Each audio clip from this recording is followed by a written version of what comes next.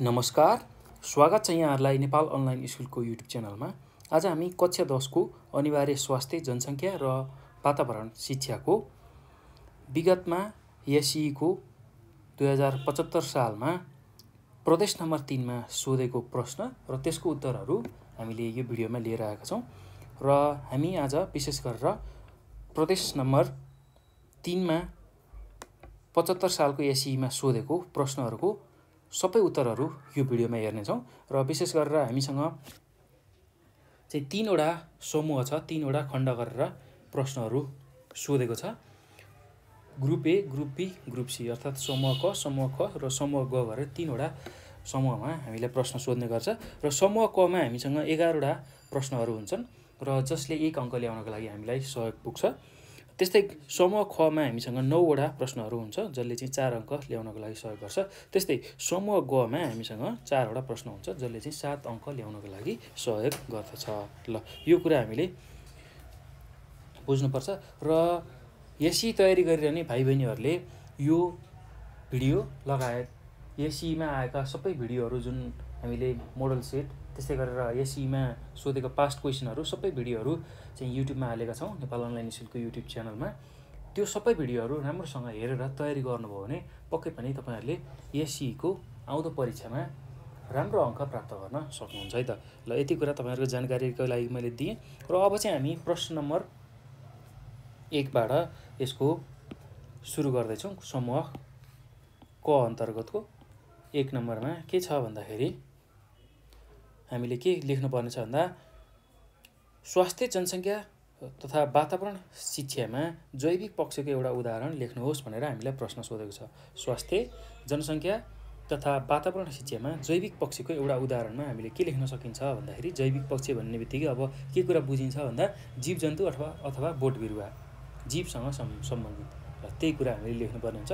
स्वास्थ्य, जनसङ्ख्या तथा वातावरण शिक्षामा शैक्षिक पक्षको एउटा उदाहरण भनेको जीवजन्तु तथा बोट बिरुवा हो भनेर हामीले लेख्न सक्छौँ है त। ल त्यही कुरालाई हामी उत्तरको रूपमा लेख्दैछौँ। प्रश्न नम्बर अब समूह क अन्तर्गतको हामी पहिला उत्तरहरू भनौँ, यहाँ सबै उत्तरहरू लेख्छौँ यतापट्टि। त्यसमा समूह क अन्तर्गतको उत्तरहरू लेख्दैछौँ। ल त्यसमा पनि 1 नम्बरको प्रश्नको उत्तरमा के लेख्छौँ भने स्वास्थ्य, जनसङ्ख्या तथा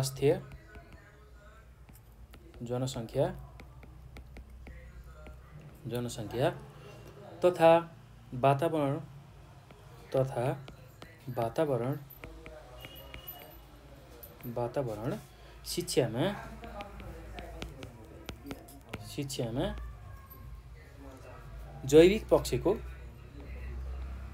जैविक पक्षको एउटा उदाहरण भनेको त्यसमा के लेख्न सकिन्छ भन्दा जीवजन्तु तथा बोट बिरुवा हो। जीवजन्तु तथा बोट बिरुवा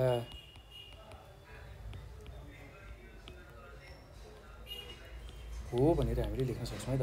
ल अब यो पछि हामी प्रश्न नम्बर 2 मा जाउँ। प्रश्न नम्बर 2 मा के छ भन्दाखेरि उमेर विशिष्ट प्रजनन दर निकाल्ने सूत्र लेख्नुहोस् भनेर सोधेको छ। ल उमेर विशिष्ट प्रजनन दर जसलाई हामी एज स्पेसिफिक फर्टिलिटी रेट भनेर भन्छौँ, अङ्ग्रेजीमा ASFR, यसको छोटकरीमा ASFR पनि भन्छौँ हो। त्यो निकाल्ने सूत्र के हो भन्दाखेरि कुनै वर्षमा प्रजनन योग्य उमेरमध्ये खास उमेरका महिलाबाट जन्मिएका कुल जीवित जन्मसङ्ख्यालाई मध्य वर्षको प्रजनन योग्य उमेरमध्ये सोही उमेरको महिलाको कुल जनसङ्ख्या अथवा सङ्ख्याले भाग गरेर 1000ले गुणन गऱ्यौँ भने हामीले उमेर विशिष्ट प्रजनन दर निकाल्न सक्छौँ है त। ल त्यही कुरा हामी उत्तरको रूपमा लेखौँ। उमेर विशिष्ट प्रजनन दरको सूत्र 2 नम्बरको प्रश्नको उत्तरमा उमेर विशिष्ट प्रजनन दरको सूत्र। ल उमेर विशिष्ट प्रजनन दरको सूत्र जसलाई हामी ASFR भनेर भन्छौँ अङ्ग्रेजीमा। ल अब यो निकाल्ने फर्मुला भनेको, यो निकाल्ने सूत्र भनेको कुनै वर्षमा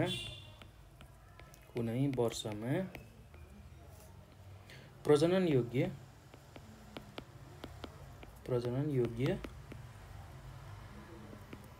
उमेर मध्ये खास उमेरका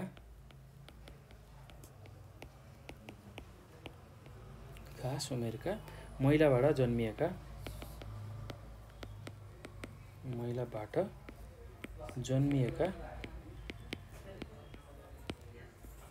जन्मिएका कुल जीवित जनसङ्ख्या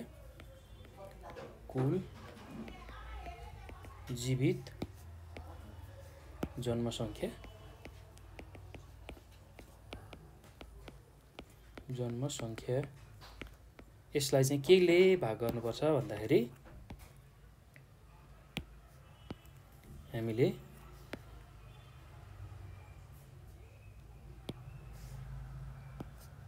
यसलाई मध्य वर्षको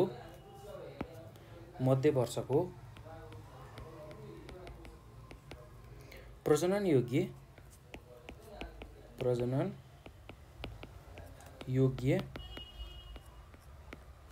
योग्य उमेर मध्ये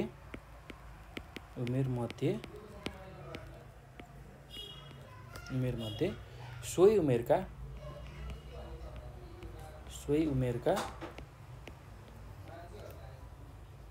महिलाको कुल जनसङ्ख्या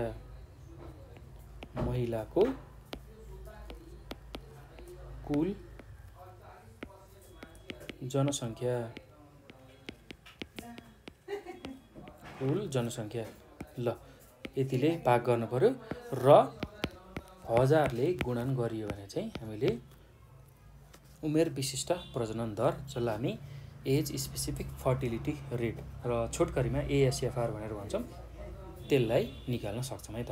ल अब यस्तै गरी अब प्रश्न नम्बर 3 मा जाउँ।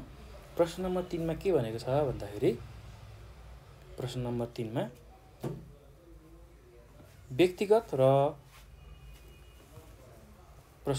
मा हाम्रो के छ भन्दाखेरि प्रश्न व्यवस्थित र अव्यवस्थित विकासबीच कुनै एक समानता देखाउनुहोस् भनेर सोधेको छ। व्यवस्थित र अव्यवस्थित विकासबीच चाहिँ कुनै एउटा हामीले भिन्नता देखाउनु पर्ने छ। ल अब यसको भिन्नता भनेको यसको उत्तरमा के लेख्न सकिन्छ भने व्यवस्थित विकास स्थायी प्रकृतिको हुन्छ भने अव्यवस्थित विकास चाहिँ अस्थायी प्रकृतिको हुन्छ भनेर हामीले लेख्न सक्छौँ है त। ल प्रश्न नम्बर 3 को उत्तरमा हामीले के लेख्न सक्छौँ भन्दाखेरि व्यवस्थित विकास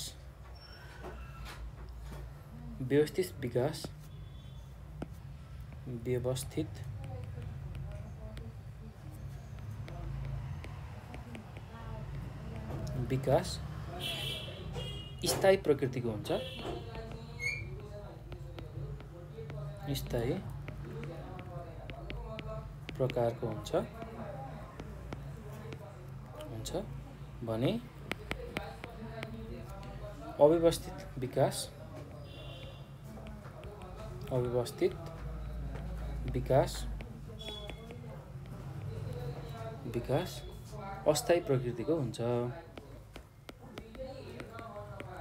अस्थायी प्रकृतिको हुन्छ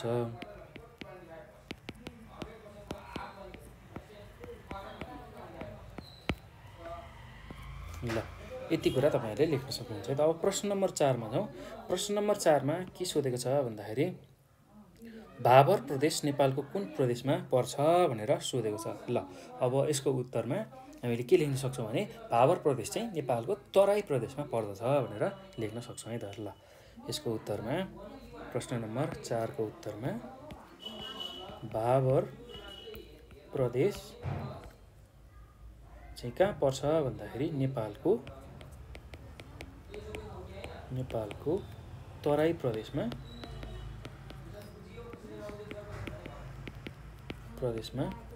पर्दछ। ल त्यस्तै अब प्रश्न नम्बर 5 मा जाउँ। प्रश्न नम्बर 5 मा के छ भन्दाखेरि गुणस्तरीय जीवन किन व्यक्तिपछि फरक हुन्छ भनेर सोधेको छ। ल गुणस्तरीय जीवन किन व्यक्तिपछि फरक हुन्छ भनेर सोधेको छ। ल यसको उत्तरमा के लेख्न सकिन्छ भने हरेक व्यक्तिको इच्छा, चाहना तथा आवश्यकता फरक हुने भएकाले गुणस्तरीय जीवन व्यक्तिपछि फरक हुन्छ भनेर हामीले लेख्न सक्छौँ है त। ल त्यही कुरालाई लेखौँ। हरेक व्यक्तिको इच्छा,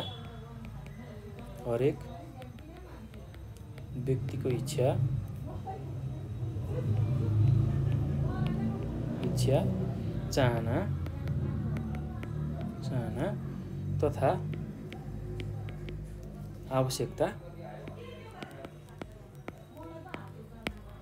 आवश्यकता फरक हुने भएकाले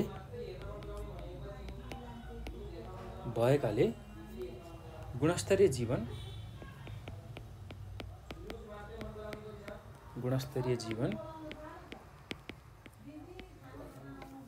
व्यक्तिपछि फरक हुन्छ।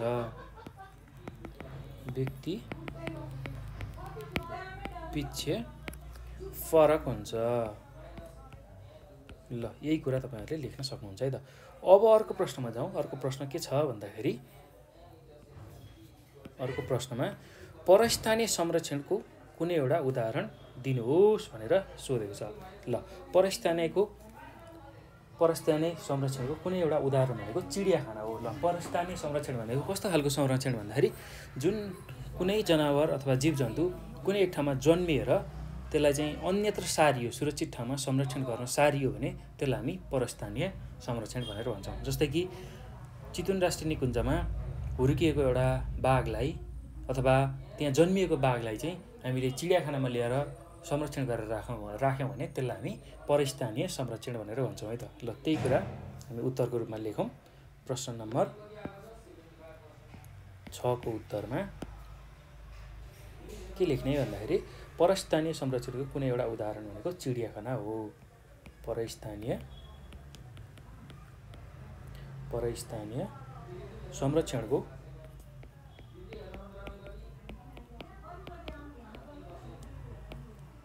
संरक्षणको कुनै एउटा उदाहरण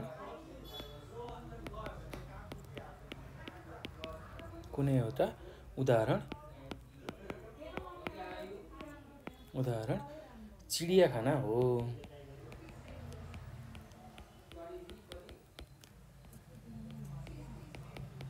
ल यति कुरा तपाईहरुले लेख्न सक्नुहुन्छ है त। अब अर्को प्रश्नमा जाउँ। अर्को प्रश्न के छ भन्दाखेरि प्रश्न नम्बर 7 मा हेपाटाइटिस सी गराउने भाइरसको नाम लेख्नुहोस् भनेर सोधेको छ। ल हेपाटाइटिस सी गराउने भाइरसको नाम हेपाटाइटिस सी विषाणु हो भनेर हामीले लेख्न सक्छौँ है त। ल सम्झन एकदम सजिलो छ। त्यही कुरालाई लेखौँ हामी 7 नम्बरको प्रश्नमा। हेपाटाइटिस सी गराउने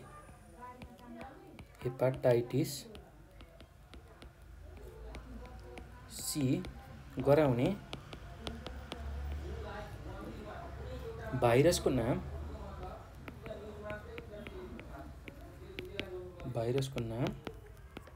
चाहिँ के हो भन्दाखेरि हेपाटाइटिस सी विषाणु हो।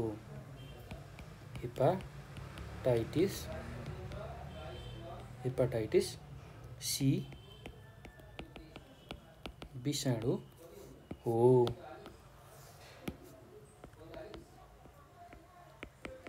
ल यति कुरा तपाईहरुले लेख्न सक्नुहुन्छ है त। अब प्रश्न नम्बर 8 मा जाउँ।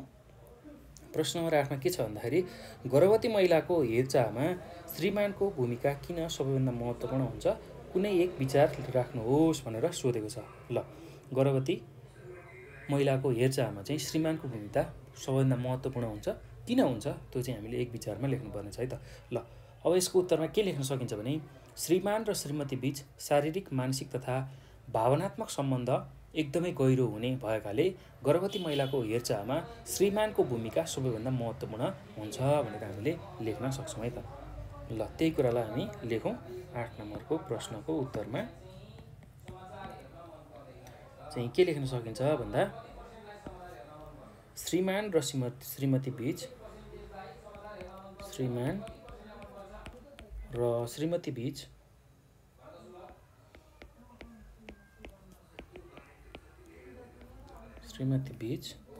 शारीरिक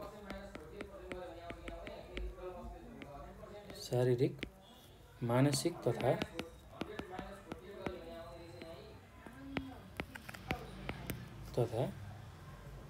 भावनात्मक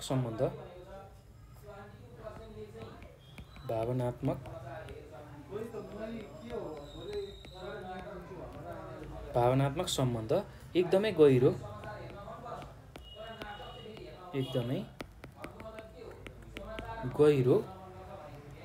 हुने भएकाले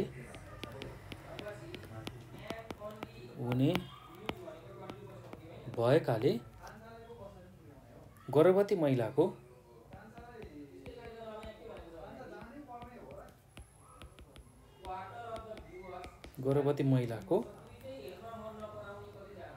हेरचाहमा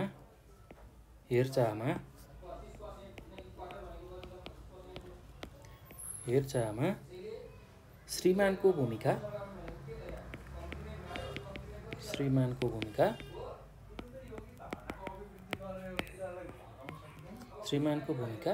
सबैभन्दा महत्त्वपूर्ण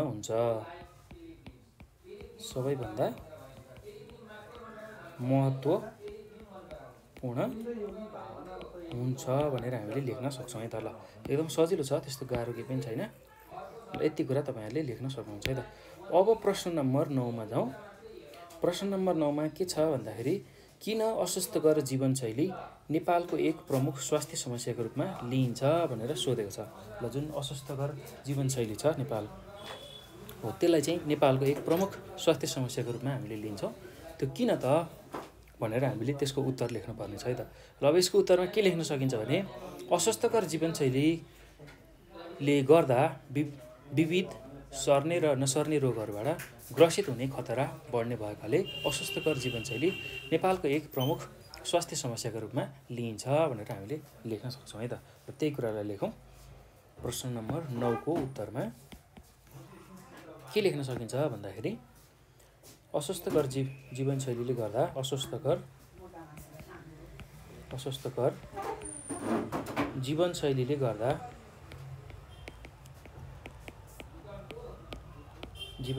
गर्दा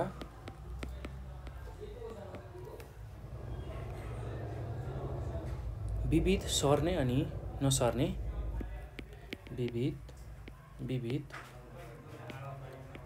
सर्ने र नसर्ने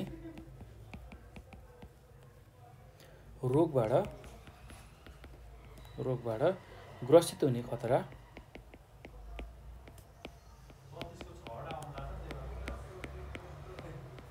खतरा बढ्ने भएकाले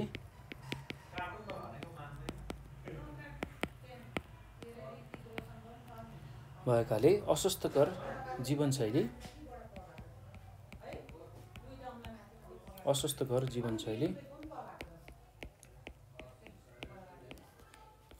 जीवनशैली नेपालको एक प्रमुख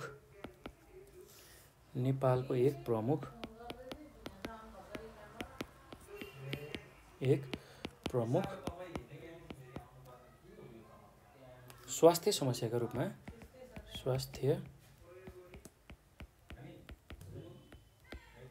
समस्याका रूपमा लिइन्छ।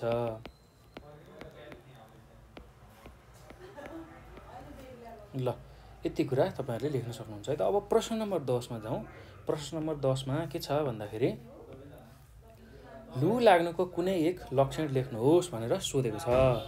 लु लाग्नुको कुनै एउटा लक्षण। ल लु लाग्नु भनेको अब गर्मी ठाउँमा जाँदाखेरि त्यहाँ चाहिँ त्यो तातो हावा बहनुको कारण एकदमै मान्छेलाई गाह्रो हुने, बेहोस हुने त्यस्तो खालको समस्यालाई हामी लु लाग्नु भनेर भन्न सक्छौँ है त। ल अब लु लाग्नुको एउटा लक्षण भनेको लु लागेको अवस्थामा बिरामीको शरीरको तापक्रम ज्यादै बढ्छ। लगभग शरीरको तापक्रम 105 डिग्री सेन्टिग्रेड भन्दा सेल्सियस भन्दा बढी हुन्छ भनेर हामीले लेख्छौँ। र बिरामी अचेत हुन्छ अथवा लु लागेको व्यक्ति अचेत हुन्छ भनेर हामीले लेख्न सक्छौँ है त। ल त्यही कुरालाई हामी लेखौँ। ल 10 नम्बरको प्रश्नको उत्तरमा लु लाग्नुको एक लक्षण लु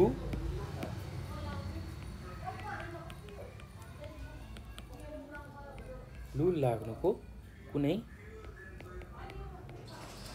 एक लक्षण। ल कस्तो खालको लक्षण देखिन्छ लु लाग्दा त्यसलाई बुझौँ। लु लागेको बिरामीको लु लागेको बिरामीको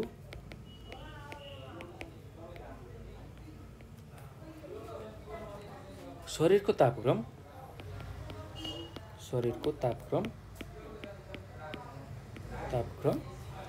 ज्यादै बढ्छ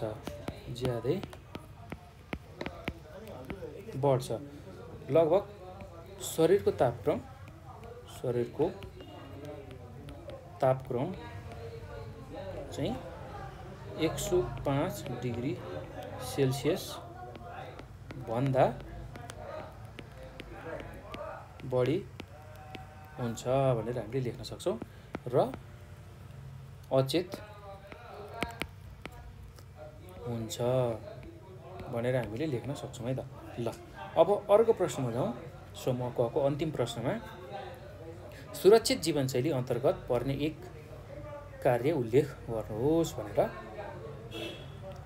हामीलाई सोधेको छ। ल सुरक्षित जीवनशैली अन्तर्गत पर्ने धेरै कार्यहरूमा अब एउटा कार्य हामीले लेख्नु छ। त्यो भनेको के हो भन्दाखेरि सन्तुलित भोजन गर्ने हो। ल त्यही कुरालाई हामी लेख्न सक्छौँ उत्तरको रूपमा। प्रश्न नम्बर 11 को उत्तरमा के लेख्न सकिन्छ भने सन्तुलित जीवनशैली अन्तर्गत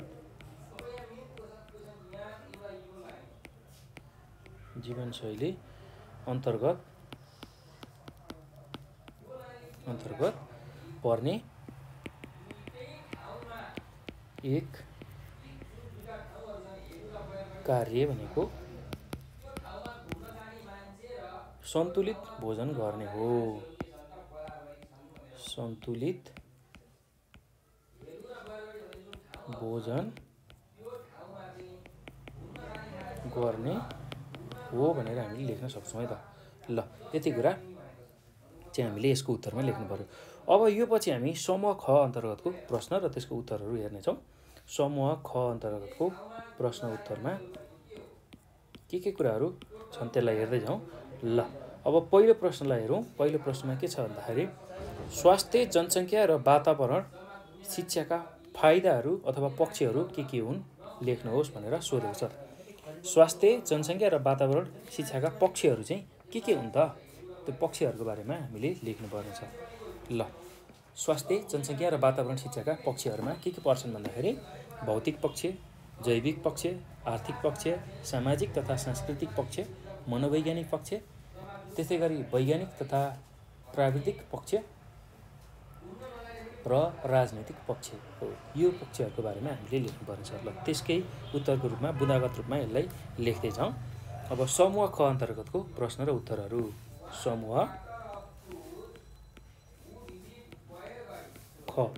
समूह ख अन्तर्गतको प्रश्न र उत्तरहरूको बारेमा अब हामीले लेख्दैछौँ। ल समूह ख को पहिलो प्रश्न भनेको हाम्रो 11 नम्बरको 11 नम्बर हामीले गरेछौँ। 12 नम्बरको प्रश्न र त्यसको उत्तरमा के लेख्न सकिन्छ भने अब स्वास्थ्य जनसङ्ख्या र वातावरण शिक्षाको पक्षहरू भनेको छ, त्यही पक्षहरूलाई हामी लेख्दै जाउँ। स्वास्थ्य जनसङ्ख्या र वातावरण शिक्षाका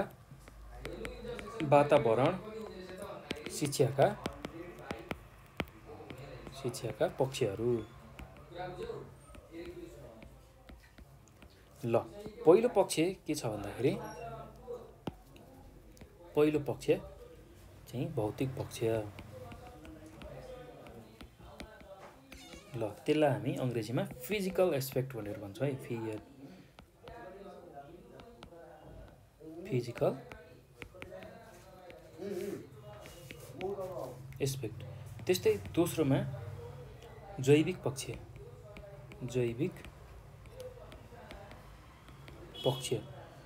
जसलाई हामी बायोलोजिकल एस्पेक्ट भनेर भन्छौँ। त्यस्तै तेस्रोमा आर्थिक पक्ष, आर्थिक पक्ष, यसलाई हामी इकोनोमिक एस्पेक्ट भनेर भन्छौँ, इकोनोमिक एस्पेक्ट भनेर भन्छौँ। त्यस्तै अर्कोमा छ सामाजिक तथा सांस्कृतिक पक्ष, सामाजिक तथा सांस्कृतिक पक्ष।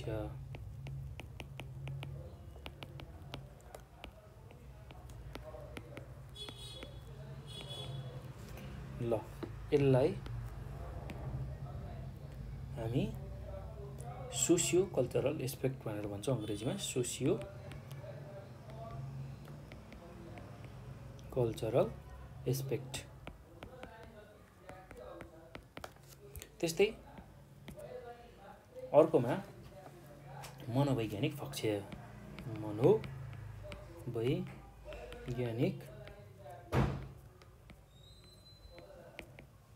पक्ष, जसलाई हामी साइकोलोजिकल एस्पेक्ट भनेर भन्छौँ।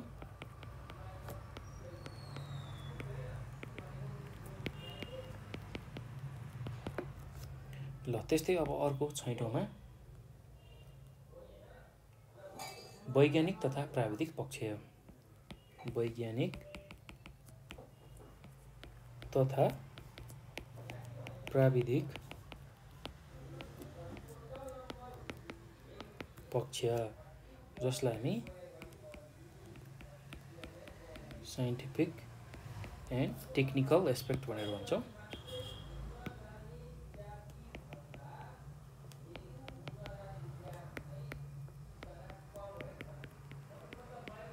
एस्पेक्ट भनेर भन्छौँ है त। ल अब अर्को छ राजनीतिक पक्ष, जसलाई हामी पोलिटिकल एस्पेक्ट भनेर भन्छौँ, राजनीतिक पक्ष, जसलाई हामी पोलिटिकल एस्पेक्ट भनेर भन्छौँ। ल यति कुरा चाहिँ हामीले यसको उत्तरमा लेख्नु पर्यो है त। अब हामी अर्को प्रश्नमा जाउँ। प्रश्न नम्बर 13मा के सोधेको छ भन्दाखेरि कोरा जन्मदरलाई परिभाषित गर्नुहोस्। विक्रम सम्वत 2072 को कुनै ठाउँको मध्य वर्षको जनसङ्ख्या 5680 थियो र सोही ठाउँमा जीवित शिशुको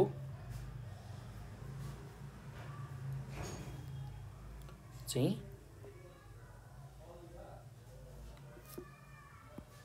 जनसङ्ख्या कति छ भन्दाखेरि 196 थियो भने विक्रम सम्वत 2000 को त्यस ठाउँको कोरा जन्मदर निकाल्नुहोस् भनेर सोधेको छ। ल एकदम सजिलो छ। यसको कोरा जन्मदर निकाल्नको लागि हामीलाई एउटा सूत्रको आवश्यकता पर्छ। त्यही सूत्र थाहा हुने बित्तिकै कोरा जन्मदर निकाल्न सक्छौँ। र कोरा जन्मदरलाई हामीले अब सुरुमा परिभाषा गर्नुपर्नेछ। र कोरा जन्मदरलाई कसरी परिभाषित गर्न सकिन्छ भने कुनै ठाउँमा प्रति 1000 जनसङ्ख्यामा कुनै वर्षभरि जीवित जन्मिएका शिशुहरूको जुन सङ्ख्या छ त्यसलाई हामी कोरा जन्मदर भनेर भन्छौँ। यो सरल र प्रचलित विधि हो। यो तथ्याङ्क सहजै पाउन सकिन्छ भनेर हामीले लेख्न सक्छौँ। ल अब त्यसपछि कोरा जन्मदर निकाल्ने सूत्र भनेको हाम्रो के हुन्छ भन्दा जीवित शिशुहरूको सङ्ख्यालाई चाहिँ मध्य वर्षको कुल जनसङ्ख्याले भाग गर्ने र 1000ले गुणन गर्ने भने हामीले कोरा जन्मदर निकाल्न सक्छौँ है त। र त्यही कुरालाई हामी उत्तरको रूपमा लेख्दै जाउँ। प्रश्न नम्बर 13 को उत्तरमा के लेख्न सकिन्छ भने अब सुरुमा त कोरा जन्मदरलाई परिभाषित गरौँ है त। त्यसलाई कसरी लेख्न सकिन्छ भने कुनै ठाउँमा प्रति 1000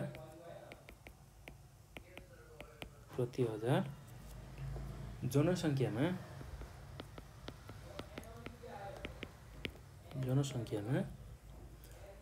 कुनै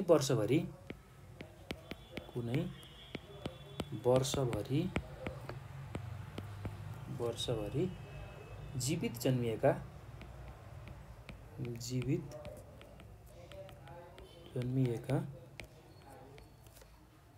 शिशुहरूको सङ्ख्यालाई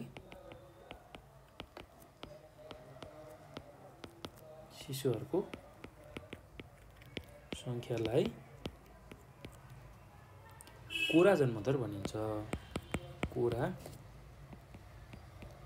जन्मदर भनिन्छ।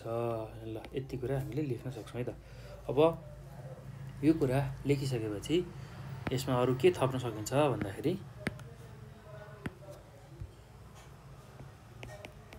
यो सरल र प्रचलित विधि हो। प्रचलित विधि हो भनेर हामीले लेख्न सक्छौँ है त।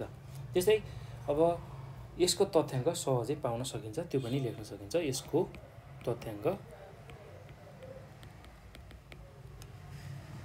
तथ्याङ्क सहजै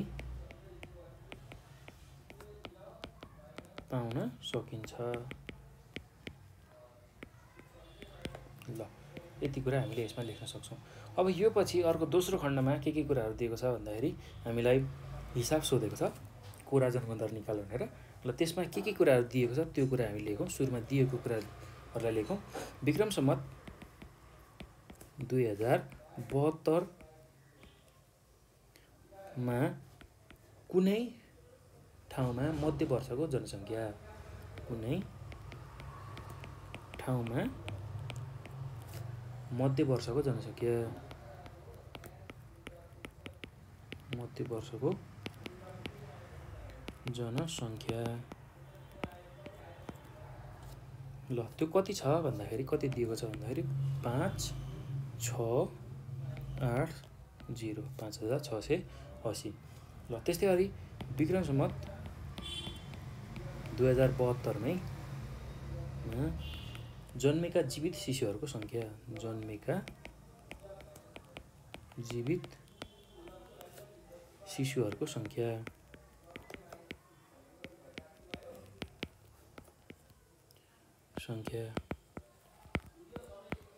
त्यो कति छ भन्दाखेरि त्यो 196 दिएको छ। ल अब यो हो भने हामीले कोरा जन्मदर निकाल्नु पर्नेछ। कोरा जन्मदर भनेको हामीलाई कति हुन्छ सोधेको छ, विक्रम सम्वत 2072 सालको त्यही ठाउँको है त। अब हामीलाई के थाहा छ भन्दा सूत्र अनुसार कोरा जन्मदर निकाल्ने फर्मुला अथवा सूत्र भनेको कोरा जन्मदर निकाल्ने सूत्र भनेको के हुन्छ भन्दाखेरि जीवित शिशुहरूको सङ्ख्या, जीवित शिशुहरूको सङ्ख्या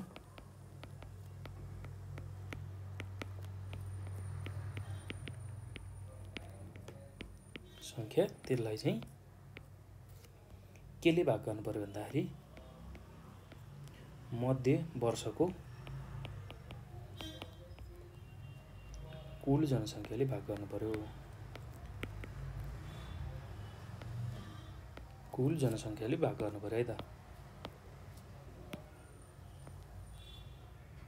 कुल जनसङ्ख्याले भाग गर्नु पर्यो र के गर्नु पर्यो भन्दाखेरि 1000ले गुणन गर्नु पर्यो। ल अब हामीलाई 2072 सालमा जीवित शिशुहरूको सङ्ख्या कति दिएको छ भन्दाखेरि 196, त्यही कुरालाई लेखौँ 196। त्यसलाई मध्य वर्षको कुल जनसङ्ख्या भनेको हाम्रो कति छ भन्दा 5680 छ, 5680 छ र त्यसलाई 1000ले गुणन गर्नुपर्ने छ। ल अब यसलाई क्यालकुलेटरमा थिच्दाखेरि हामी कति पाउँछौँ भन्दा 34.50 पाउँछौँ र यो चाहिँ प्रति हजारमा गनिन्छ है, प्रति हजारमा गनिन्छ। त्यो कुरा तपाईँहरूलाई थाहा नै छ र यदि थाहा पाउनु भएको छैन भने थाहा पाउनु होला। अब यसलाई कसरी लेख्न सकिन्छ भन्दाखेरि हामीले निष्कर्षमा तसर्थ त्यस ठाउँमा त्यो वर्ष कोरा जन्मदर 34.50 प्रति हजार हुन्छ भनेर हामीले लेख्न सक्छौँ है त। तसर्थ त्यस ठाउँमा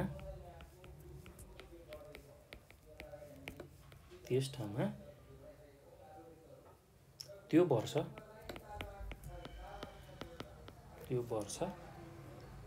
कोरा जन्मदर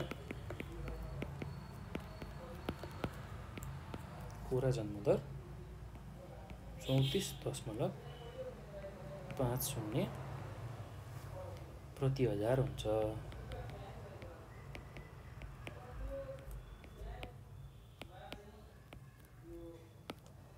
ल यति कुरा तपाईहरुले लेख्न सक्नुहुन्छ है त।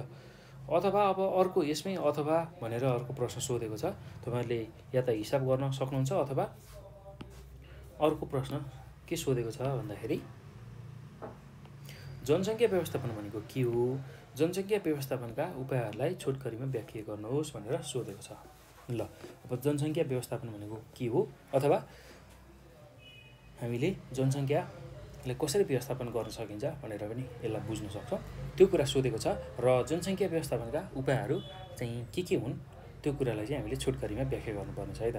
ल अब यसलाई नै हामीले कसरी लेख्न सक्छौँ भने अब सुरुमा त जनसङ्ख्या व्यवस्थापन भनेको के हो त्यसलाई व्याख्या गरौँ, त्यसको परिचय दिउँ। ल यसलाई कसरी लेख्न सकिन्छ जनसङ्ख्या व्यवस्थापनलाई भन्दाखेरि प्राकृतिक स्रोत अनुसार जनसङ्ख्यालाई सही रूपले वितरण गर्ने कार्यलाई जनसङ्ख्या व्यवस्थापन भनिन्छ। त्यस्तै उपलब्ध स्रोतले धान्न नसक्ने गरी जनसङ्ख्या वृद्धि भएको छ भने त्यहाँ विभिन्न समस्याहरू सिर्जना हुन्छन्। त्यस्तो अवस्था नआओस् भने समयमै जनसङ्ख्या वृद्धि रोक्नु भनेको नै जनसङ्ख्या व्यवस्थापन हो भनेर हामीले लेख्न सक्छौँ है त। ल एकदम सहज छ, यसको उत्तर म भनिदिन्छु, तपाईँहरूले यसलाई लेख्न सक्नुहुन्छ है। कपीमा बुँदागत रूपमा टिप्न सक्नुहुन्छ, एकदम सजिलो छ, केही गाह्रो छैन। मुख्य बुँदा टिप्नुभयो भने तपाईँहरूले सजिलै चाहिँ यसलाई परीक्षामा पनि लेख्न सक्नुहुन्छ। मुख्य बुँदालाई टिप्नु होला र त्यसलाई आफ्नै शैलीमा आफ्नै भाषामा चाहिँ तपाईँहरूले परीक्षामा लेख्नुपर्ने हुन्छ है त। त्यो गर्नुभयो भने एकदम सहज तरिकाले चाहिँ परीक्षामा लेखेर राम्रो नम्बर तपाईँहरूले प्राप्त गर्न सक्नुहुन्छ। ल अब त्यसलाई फेरि एकपटक दोहोऱ्याउँछु र जनसङ्ख्या व्यवस्थापन गर्ने उपायहरूको बारेमा पनि म छोटकरीमा व्याख्या गर्छु है त। प्राकृतिक स्रोत अनुसार जनसङ्ख्यालाई सही रूपले वितरण गर्ने कार्यलाई जनसङ्ख्या व्यवस्थापन भनिन्छ। त्यस्तै उपलब्ध स्रोतले धान्न नसक्ने गरी जनसङ्ख्या वृद्धि भएको छ भने त्यहाँ विभिन्न समस्याहरू सिर्जना हुन्छन्। हो त्यस्तो खालको अवस्था सिर्जना नआओस् भने समयमै जनसङ्ख्या वृद्धि रोक्नु भनेको नै जनसङ्ख्या व्यवस्थापन हो भनेर हामीले लेख्न सक्छौँ है त।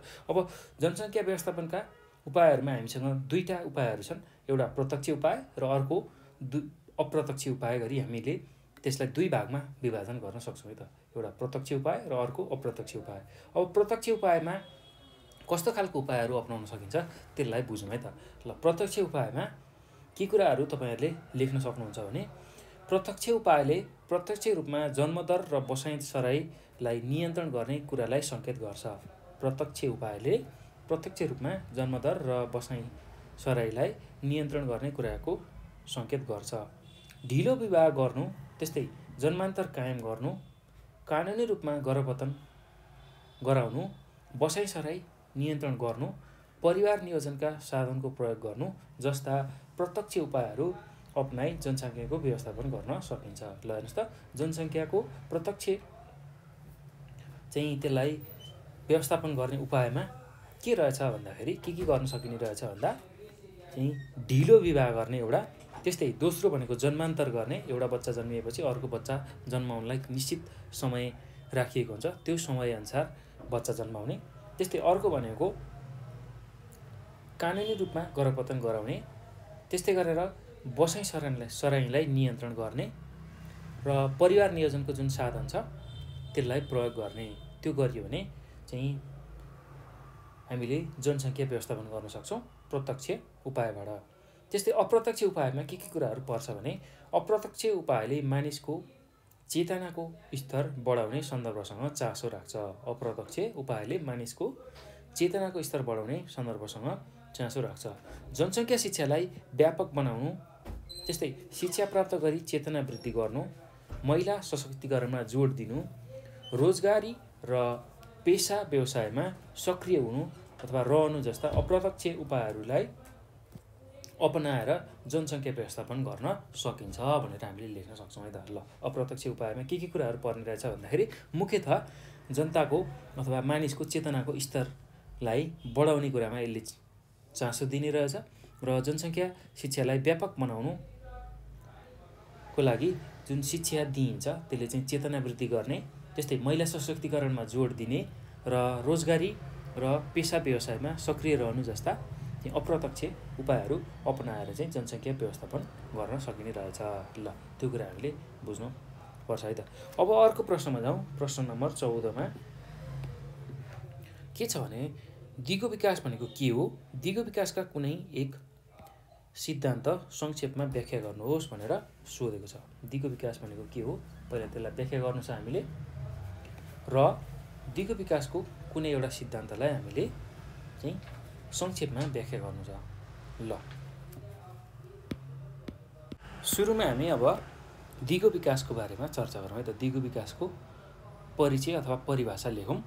दिगो विकास भन्ने बित्तिकै के कुरा बुझ्नुपर्छ भने हामीले वातावरणलाई असर नपर्ने र लामो समयसम्म टिक्ने खालको विकासलाई नै दिगो विकास भनेर भनिन्छ। त्यसैले दिगो विकासलाई टिकाउ विकास वा धान्न सकिने विकास पनि भनिन्छ। यस अन्तर्गत सामाजिक, आर्थिक तथा वातावरणका पक्षहरू पर्छन्। दिगो विकास टिकाउयुक्त हुने भएकाले कुनै पनि विकास निर्माणका कार्य गर्दा हालको पुस्तालाई मात्र नहेरी भावी पुस्तालाई समेत विचार गरी हामीले दिगो निर्माणको कार्यहरू अथवा दिगो विकासका कार्यहरू हामीले गर्नुपर्ने हुन्छ। त्यो कुरा हामीले लेख्नुपर्छ। र दिगो विकासको अब धेरै सिद्धान्तहरू छ, त्यो मध्ये एउटाको हामीले व्याख्या गर्नु छ संक्षेपमा, र त्यो मध्येमा एउटा छ, पहिलो छ मानव स्रोतको विकास। ल दिगो विकासको अब अन्य धेरै सिद्धान्तहरू छ, त्यो कुरा तपाईँहरूले बुझ्नु होला। दिगो विकासको सिद्धान्तहरू हामीसँग धेरै छन्, त्यो कुरा तपाईँहरूलाई थाहा नै छ। र त्यो मध्ये एउटा चाहिँ सिद्धान्तको बारेमा हामीले व्याख्या गर्नुपर्छ।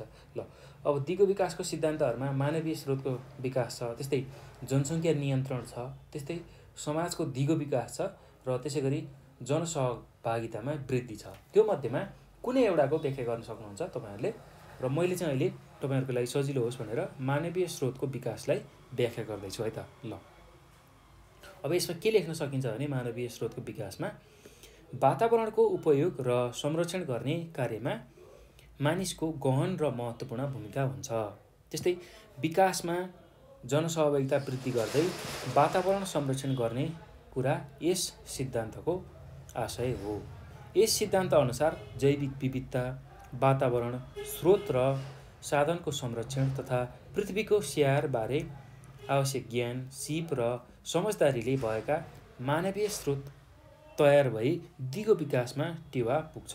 अत दिगो विकासको सिद्धान्तले मानवीय स्रोतको विकासमा जोड दिन्छ भनेर यसरी तपाईँहरूले यसको उत्तर लेख्न सक्नुहुन्छ है त।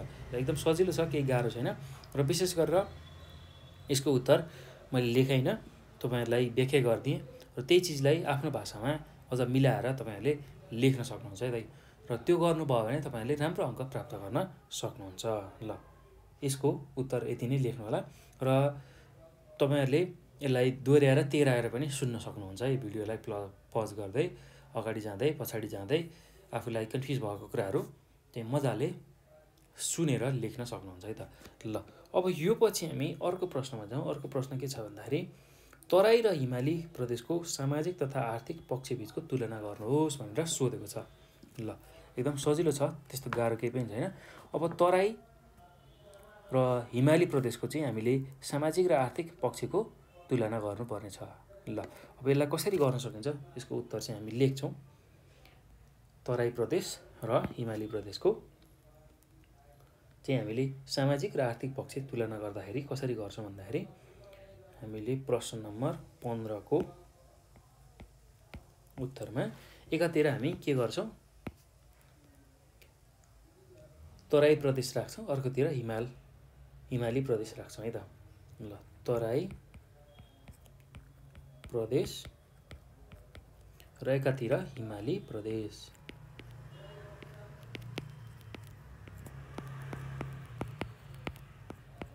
ल अब तराई प्रदेशमा हामीले के कुराको तुलना गर्नुपर्ने छ भन्दाखेरि सामाजिक तथा आर्थिक पक्ष।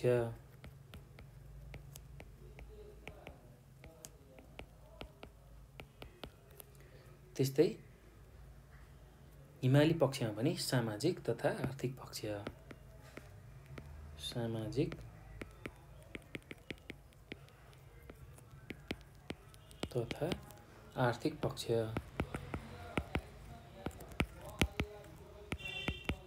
ल अब यसको चाहिँ हामीले तुलना गर्नुपर्ने छ। ल पहिलो बुँदामा हामीले के लेख्न सक्छौँ भन्दाखेरि पहिला कसरी यसलाई चाहिँ तुलना गर्ने भन्दा अब तराई प्रदेशमा चाहिँ मुस्लिम धर्म मान्ने व्यक्तिहरू धेरै छन् भनेर हामीले लेख्न सक्छौँ है त। तराई प्रदेशमा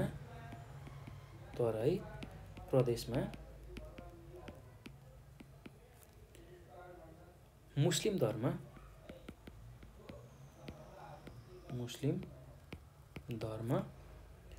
मान्ने व्यक्तिहरू धेरै छन्।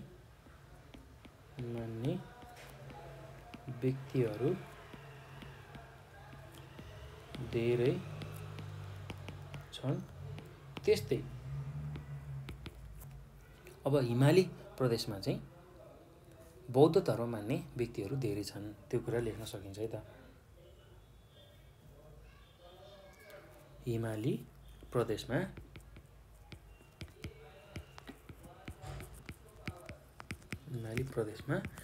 बौद्ध धर्म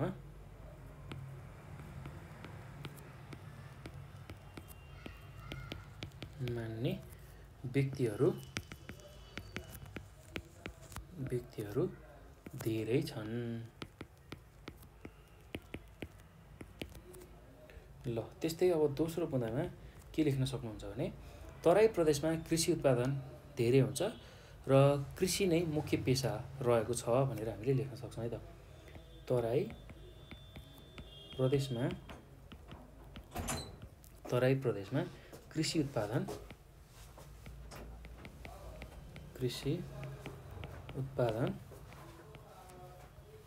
धेरै हुन्छ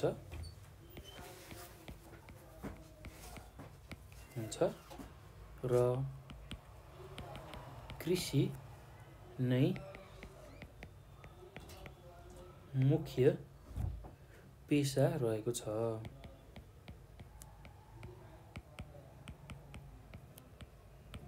ल यति कुरा तपाईहरुले लेख्न सक्नुहुन्छ है त। अब त्यस्तै हिमाली प्रदेशमा कृषि उत्पादन कम हुन्छ, त्यसैले पशुपालन व्यवसाय यहाँको मुख्य पेसा रहेको छ भनेर लेख्न सकिन्छ है त। हिमाली प्रदेशमा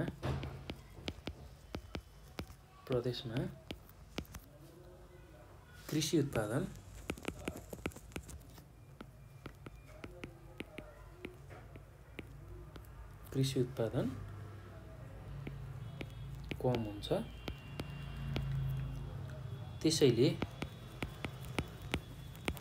त्यसैले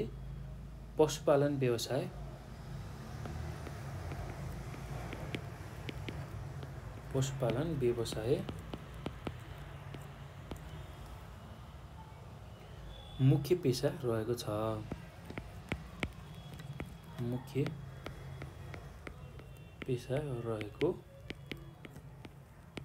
छ भनेर हामीले लेख्न सक्छौँ है त।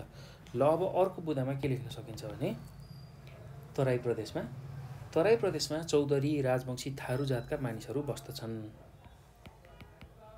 तराई प्रदेशमा चौधरी त्यस्तै राजवंशी, थारू जातका मानिसहरू बस्दछन्।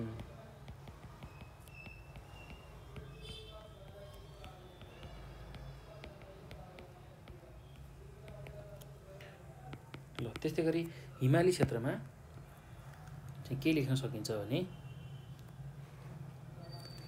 शेर्पा, थकाली, घले जातका मानिसहरू बस्दछन्। ल त्यही कुरा लेखौँ हामी। एकदम सजिलो छ, केही गाह्रो छैन।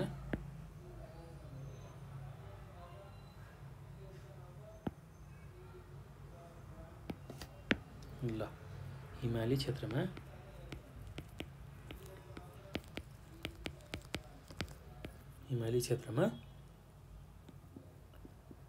अथवा प्रदेशमा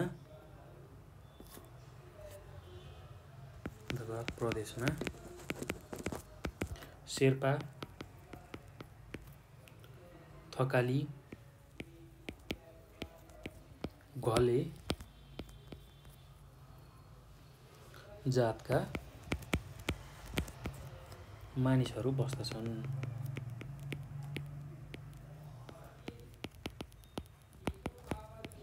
ल अब अर्को बुँदामा लेखौँ ख नम्बरमा। तराई प्रदेशमा कृषि उत्पादन, पशुपालन, उद्योग धन्दा, पर्यटन, व्यापार जस्ता आर्थिक गतिविधि रहेका छन् भनेर लेख्न सकिन्छ। त्यस्तै हिमाली प्रदेशमा पशुपालन, पर्यटन, जडीबुटी सङ्कलन, फलफुलको उत्पादन आदि आर्थिक गतिविधि रहेका छन् भनेर हामीले लेख्न सक्छौँ है त। ल अब पहिला तराई प्रदेशमै लेखौँ। तराई प्रदेशमा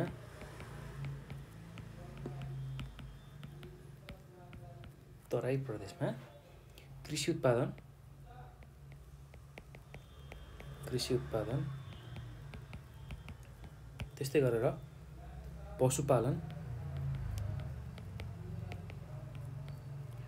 त्यसै गरेर उद्योग धन्दा, पर्यटन,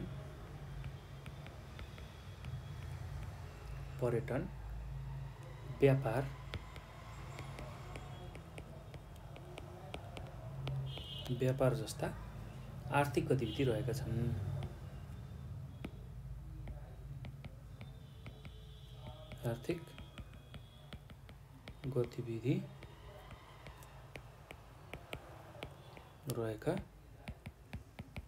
भनेर हामीले लेख्न सक्छौँ है त। ल त्यस्तै अब हिमाली प्रदेशमा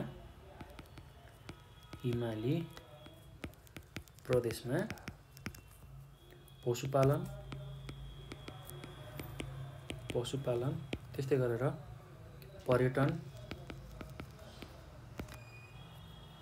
जडीबुटी सङ्कलन,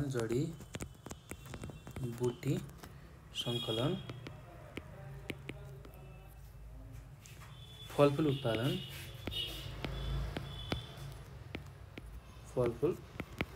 उत्पादन आदि आर्थिक गतिविधि रहेका छन्।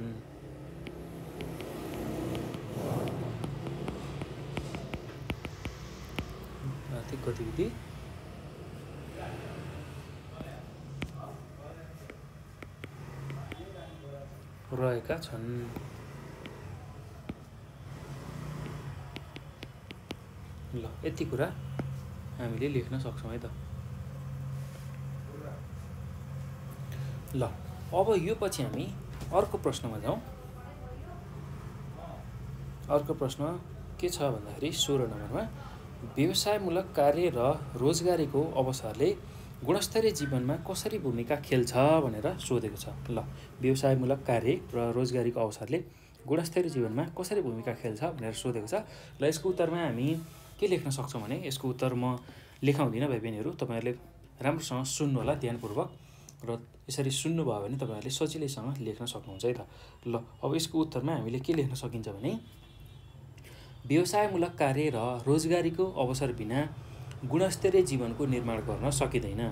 परिवारका प्राय सबै सदस्यहरू व्यवसायमूलक कार्य र रोजगारीमा संलग्नताले एक आपसमा समझदारी, त्यस्तै गरी पारस्परिक सहयोग, सद्भाव, शान्ति र मेलमिलाप कायम हुने सम्भावना बढी हुन्छ।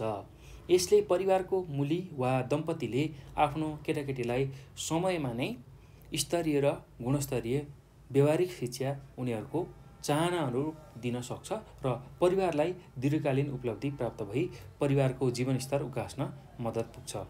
आफ्नो केटाकेटीलाई स्तरीय शिक्षा प्रदान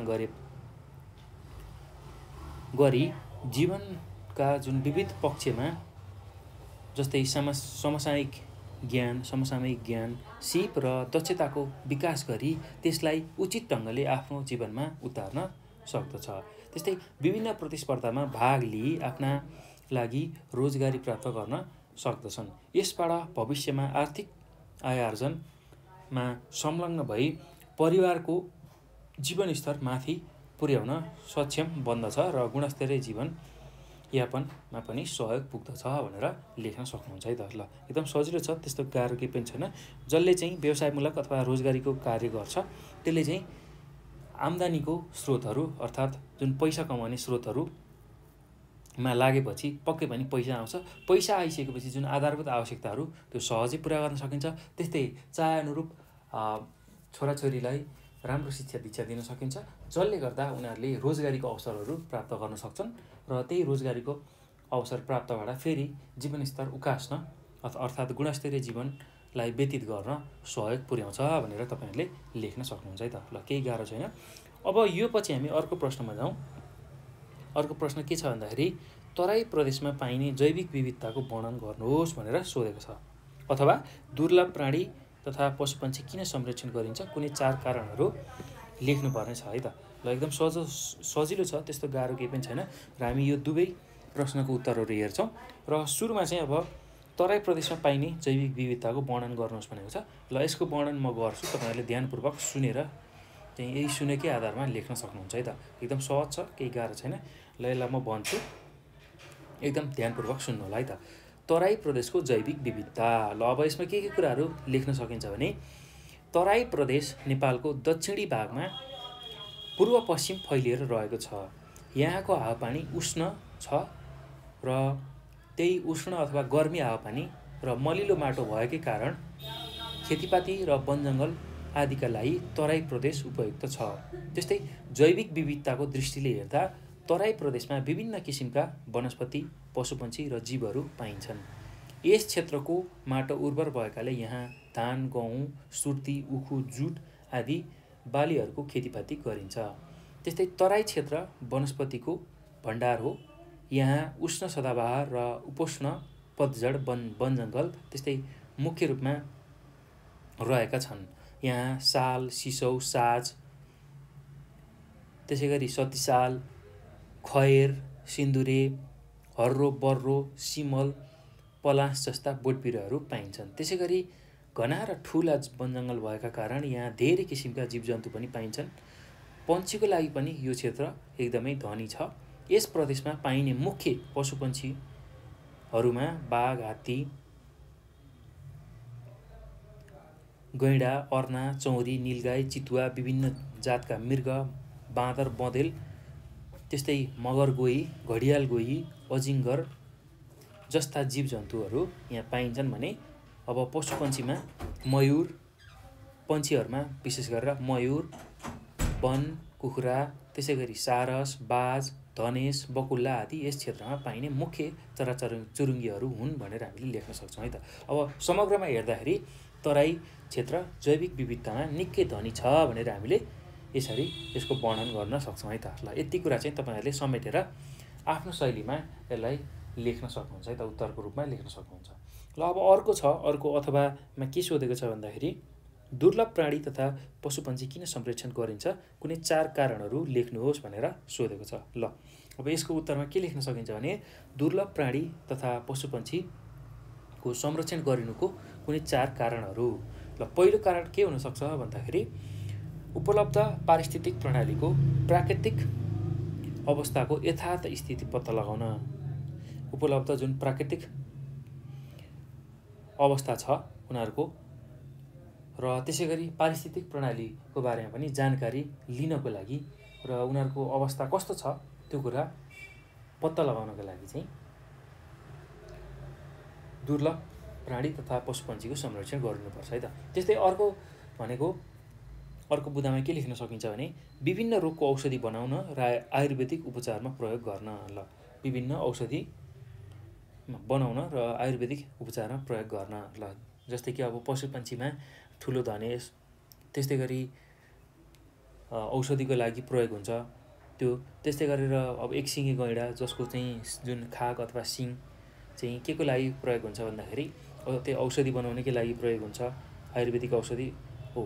त्यही भएर चाहिँ हामीले के कुरा बुझ्नु पर्यो भने अब यस्ता खालका दुर्लभ जीवजन्तु अथवा प्राणी पशुपन्छीको संरक्षण गर्नुपर्ने रहेछ। त्यस्तै अब जैविक विविधता संरक्षण गर्न। ल अर्को बुदामा यो पनि लेख्न सक्नुहुन्छ है त। दुर्लभ प्राणी तथा पशुपन्छीको संरक्षण गर्नुपर्ने कारणमा चाहिँ जैविक विविधतालाई संरक्षण गर्न। त्यस्तै अर्को भनेको अर्को बुँदामा के लेख्न सकिन्छ भने पर्यटन विकासमा टेवा पुर्याई देशको आर्थिक स्थितिलाई उकास्न अथवा माथि पुर्याउन। पर्यटन विकासमा टेवा पुर्याएर देशको आर्थिक उन्नतिलाई राम्रो गराउनको लागि पनि दुर्लभ प्राणी तथा पशुपन्छीको संरक्षण गरिनुपर्ने रहेछ। ल यही कुरालाई आफ्नो भाषामा बुदागत रूपमा तपाईँहरूले सजिलैसँग लेख्न सक्नुहुन्छ है त। एकदम सजिलो छ, त्यस्तो गाह्रो केही पनि छैन। ल अब यो पछि हामी प्रश्न नम्बर 18मा जाउँ। प्रश्न नम्बर 18मा के भनेको छ भन्दा सर्ने रोगभन्दा नसर्ने रोगलाई किन भयका रूपमा लिन थालिएको छ, उदाहरणसहित प्रस्तुत गर्नुहोस् भनेर सोधेको छ। ल यसको पनि उत्तर एकदमै सहज छ। सर्ने रोगभन्दा नसर्ने रोगलाई किन हामीले चाहिँ भय अर्थात् डरको रूपमा लिन थालिएको छ, यसलाई चाहिँ उदाहरण दिएर हामीले प्रस्ट्याउनु छ। ल अब यसमा के लेख्न सकिन्छ भने यसको पनि उत्तर सुन्नु होला। म यसको उत्तर लेखाउन, तपाईँहरूले ध्यानपूर्वक सुन्नुभयो भने सजिलै बुझेर लेख्न सक्नुहुन्छ है त। र आफ्नै शैलीमा उत्तर लेख्दा अझ तपाईँहरूलाई चाहिँ त्यसको अभ्यास हुन्छ र एसईको परीक्षाको पनि राम्रो तयारी हुन्छ र त्यसबाट तपाईँहरूले राम्रो अङ्क ल्याउन सक्नुहुन्छ। त्यसैले यसलाई ध्यानपूर्वक सुन्नु होला र आफ्नो शैलीमा तपाईँहरूले त्यसलाई लेख्नु होला। ल अब यसमा के लेख्न सकिन्छ भने यसको उत्तरमा नसर्ने रोगहरू सर्ने रोगहरूभन्दा बढी खतरनाक हुन्छन्। सर्ने रोगहरू निको हुन सक्छन्, तर खराब जीवनशैलीका कारण नसर्ने रोगले मृत्युलाई निम्त्याउँछ। सर्ने रोगका लक्षणहरू देखिन्छन्। यी सर्ने रोगहरू छिट्टै लाग्छ र छिट्टै निको पनि गर्न सकिन्छ। जस्तै रुगाखोकी, हैजा आदि रोगहरू सरुवा रोगहरू हुन् जुन छिट्टै लाग्छ र छिट्टै निको गर्न सकिन्छ। तर नसर्ने रोगहरू सुरुमा लक्षण नदेखिएकै कारण शरीरमा समस्या देखा परिसकेपछि र जीवनभरि न्यूनीकरण गरेर मात्र बस्नुपर्ने हुन्छ। जुन एकचोटि नसर्ने रोग शरीरमा देखियो भने त्यसलाई चाहिँ हामीले त्यसको न्यूनीकरण मात्र गर्न सकिन्छ, त्यसलाई चाहिँ पुरै हटाउन सकिन्न, पुरै निको बनाउन सकिन्न है त। अब त्यस कारण पनि सर्ने भन्दा नसर्ने रोग अलिक बढी खतरनाक भनेर हामीले भन्न सक्छौँ। अब त्यस्तै अस्वास्थ्यकर जीवनशैली, मानसिक तनाव, शारीरिक व्यायामको कमी, धुमपान, मद्यपान र लागु पदार्थको प्रयोग आदि कारणबाट यी रोगहरू हामीलाई लाग्ने गर्छन्। जस्तै कि अब नसर्ने रोगहरूमा कस्ता खालका रोगहरू पर्छन् भन्दाखेरि हृदयघात, मस्तिष्कघात, दम, क्यान्सर आदि चाहिँ नसर्ने रोगहरू हुन् जुन लामो समयसम्म लागिरहने र पूर्ण रूपमा निको नहुने हुन्छ। त्यसैले सर्ने रोगभन्दा नसर्ने रोगलाई भयका रूपमा लिन थालिएको छ भनेर हामीले लेख्न सक्छौँ है त। ल यति चाहिँ कुरा तपाईँहरूले सजिलै लेख्न सक्नुहुन्छ है त। अब अर्को छ, अर्को 19 नम्बरको प्रश्नमा के छ भन्दाखेरि गर्भपतन भनेको के हो, गर्भपतन हुने कुनै 3 कारणहरू लेख्नुहोस् भनेर सोधेको छ। ल अब यसलाई कसरी लेख्न सकिन्छ भने यसको उत्तर चाहिँ म लेख्छु। ल यसको उत्तरमा के लेख्न सकिन्छ भने 19 नम्बरको प्रश्नको उत्तरमा गर्भ रहेको 22 हप्ता नपुग्दै भ्रूण जिउँदो वा मृत अवस्थामा शरीर बाहिर निस्कनुलाई हामी गर्भपतन भनेर भन्छौँ। अब नेपालमा गर्भपतनलाई चाहिँ अवस्थाजन्य कानुनी मान्यता प्राप्त चाहिँ दिएको छ, मान्यता दिएको छ। कानुन व्यवसायअनुसार गर्भवती महिलाको खुसीमा 12 हप्तासम्मको भ्रूणलाई गर्भपतन गराउन सकिन्छ। अब गर्भपतन हुने कुनै 3 कारणहरू चाहिँ के हुन् हामीलाई त्यो पनि सोधेको छ र त्यसको उत्तरमा के लेख्न सकिन्छ भने गर्भको शिशुमा विकृति देखिनु र आमाको ज्यानमा खतरा भएमा त्यति बेला हामीले गर्भपतन गराउनुपर्ने हुन्छ। त्यस्तै आमालाई दीर्घ रोगहरू र भाइरसजन्य कडा रोगहरू लाग्यो भने त्यति बेला पनि हामीले गर्भपतन गराउनुपर्ने हुन्छ। र अर्को भनेको गर्भावस्थामा पाठेघरमा चोट लाग्यो भने त्यति बेला पनि गर्भपतन गराउनुपर्ने हुन्छ है त। ल त्यो कुरा चाहिँ हामी अब बुँदागत रूपमा लेख्दै जान्छौँ। अब सुरुमा त गर्भपतन भनेको के हो त्यसको हामीले व्याख्या गर्नुपर्ने छ। र गर्भ रहेको गर्भ रहेको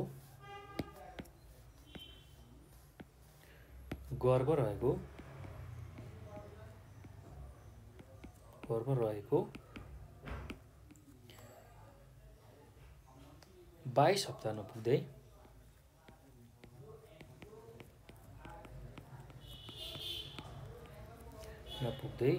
भ्रूण भ्रूण जिउँदो वा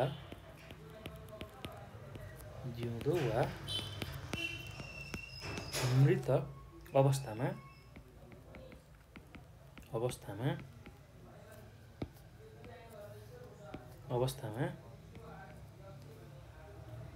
शरीर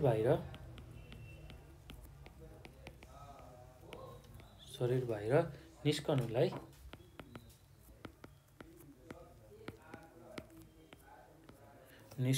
गर्भपतन भनिन्छ।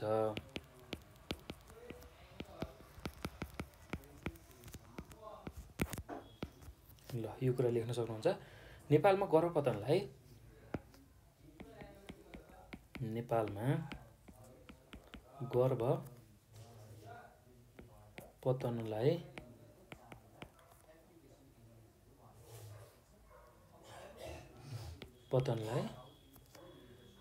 अवस्थाजन्य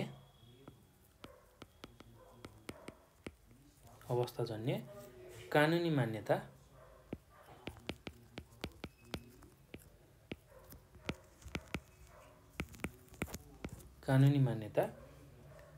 मात्र दिइएको छ।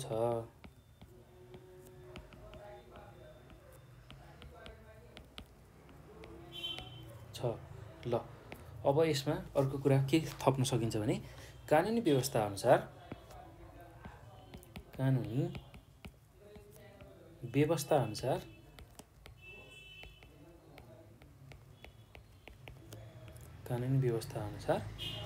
गर्भवती महिलाको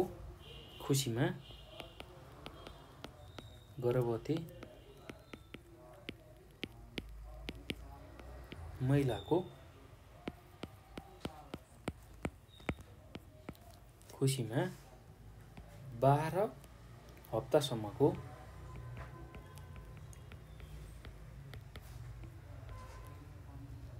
भ्रूणलाई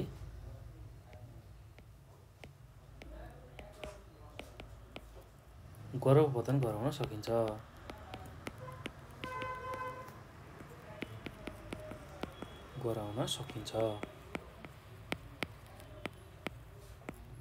ल यति कुरा तपाईहरुले लेख्न सक्नुहुन्छ है त। ल केही गाह्रो छैन। अब यो पछि हामीले अर्को कुरा के लेख्न पर्ने छ भन्दाखेरि गर्भपतन हुने 3 कारणहरू लेख्नु पर्ने छ है त। गर्भपतन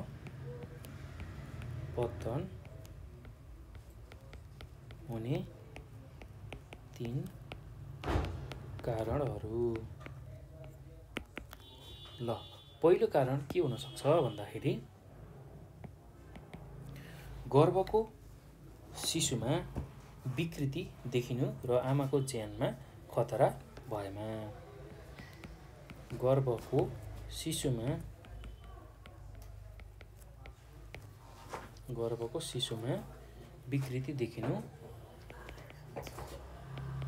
विकृति देखिनु र आमाको ज्यानमा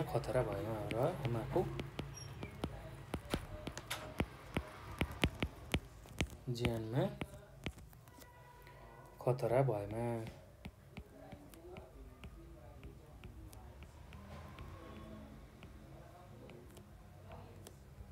ल त्यस्तै अर्को कारण भनेको आमालाई दीर्घ रोगहरू र भाइरसजन्य कडा रोगहरू लागेमा। आमालाई दीर्घ रोगहरू र भाइरसजन्य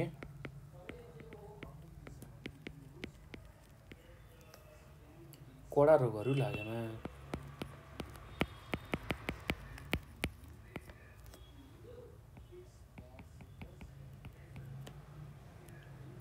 त्यस्तै अर्को मुद्दामा के लेख्न सक्नुहुन्छ भने गर्भावस्थामा पाठेघरमा चोट लागेमा। गर्भावस्थामा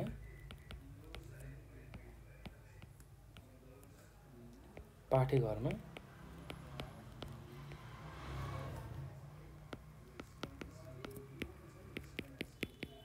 चोट लागेमा। ल यति कुरा तपाईहरुले लेख्न सक्नुहुन्छ है त। ल अब यो पछि हामी अर्को प्रश्नमा जाउँ। 20 नम्बरको प्रश्न के छ भन्दाखेरि खराब लतबाट बस्ने उपायहरूको सूची बनाउनुहोस् भनेको छ, अथवा नेपाल रेड क्रस सोसाइटीको प्रमुख चारवटा कार्यहरू लेख्नुहोस् भनेर सोधेको छ। ल एकदम सजिलो छ, केही गाह्रो छैन। हामीले अब खराब लतबाट बस्ने उपायहरूको सूची बनाउनु पर्यो, अथवा नेपाल रेड क्रस सोसाइटीको 4वटा कार्यहरू लेख्नु पर्यो है त। ल अब यो दुईटै उत्तरहरू हामी लेख्छौँ यसलाई सजिलोसँग।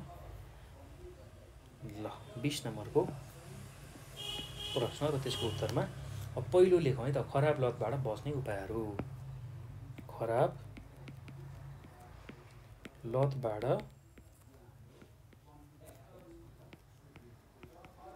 बस्ने उपायहरू।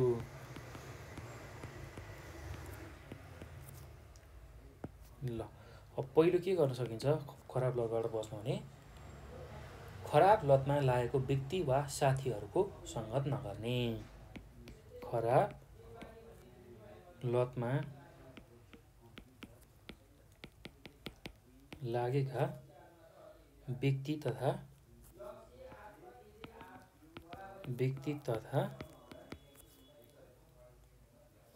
साथीहरूको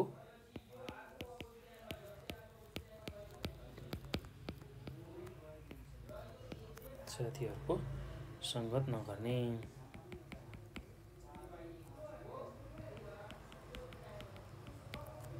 त्यस्तै दोस्रो बुँदामा मोबाइल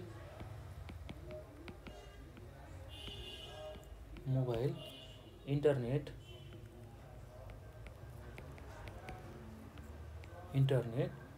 टिभी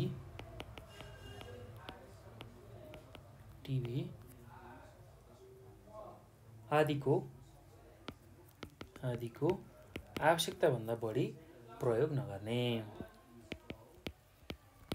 आवश्यकताभन्दा बढी प्रयोग नगर्ने। त्यस्तै अर्को के गर्ने भन्दाखेरि, खराब लतको बारेमा समाजमा बेला बेलामा जनचेतनामूलक कार्यक्रम गर्ने। खराब लतको बारेमा समाजमा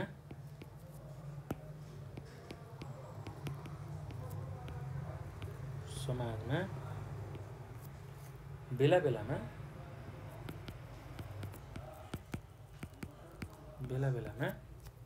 चेतनामूलक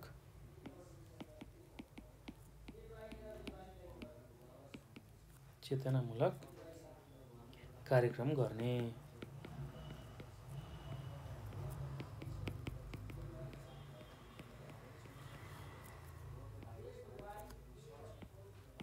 ल त्यस्तै अर्को बुँदामा के लेख्न सक्नुहुन्छ भने, खराब लतलाई समाजबाट बहिष्कार गर्न विभिन्न सामाजिक समूह जस्तै युवा क्लब, बाल समूह आदिलाई सक्रिय बनाउने। खराब लतलाई समाजबाट बहिष्कार गर्न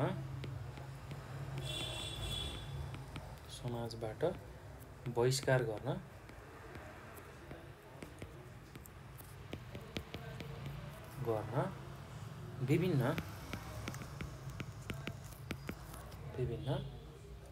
सामूहिक अथवा सामाजिक समूह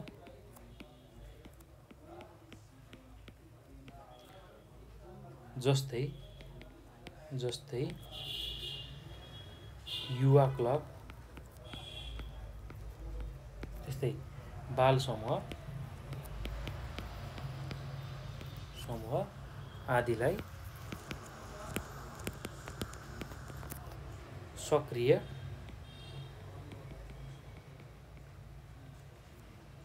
बनाउने। ल यति काम गर्न सकिन्छ है त। अब यसको अर्को अरमा अथवामा के सोधेको छ भन्दा, नेपाल रेड क्रस सोसाइटीका प्रमुख 4वटा कार्यहरू सोधेको छ। ल त्यसलाई पनि लेखौँ। अथवा नेपाल रेड क्रस सोसाइटीका 4वटा कार्यहरू।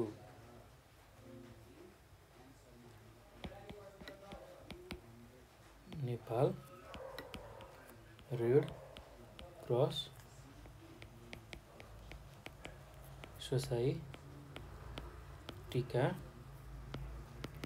4 वटा कार्यहरू।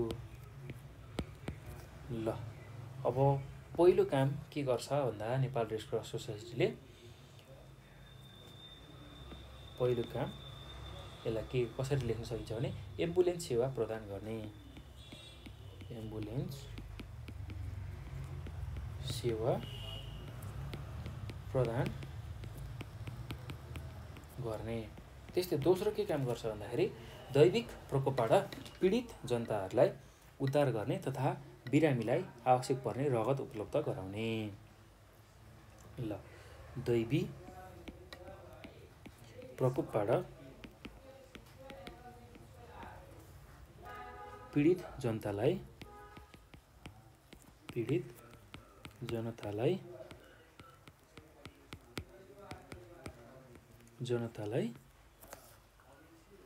उद्धार गर्ने तथा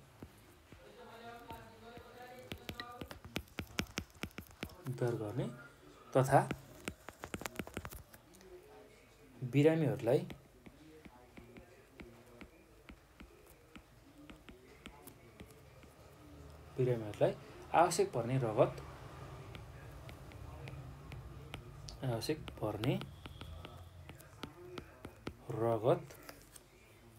उपलब्ध गराउने।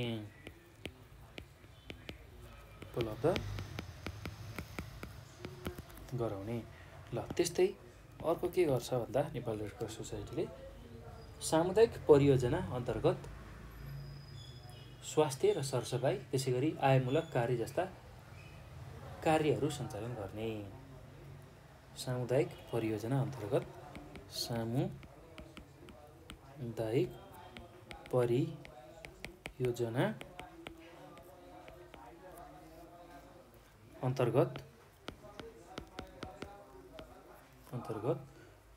स्वास्थ्य र सरसफाइ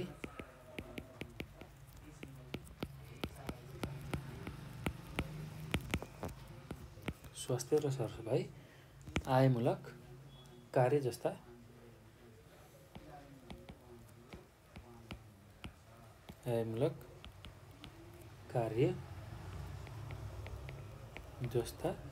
कार्यहरू सञ्चालन गर्ने।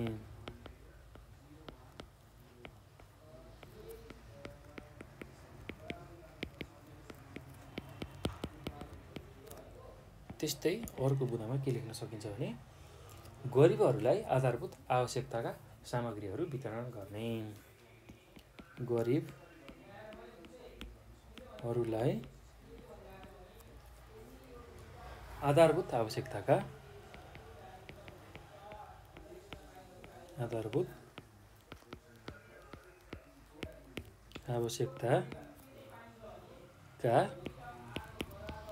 सामग्रीहरू वितरण गर्ने।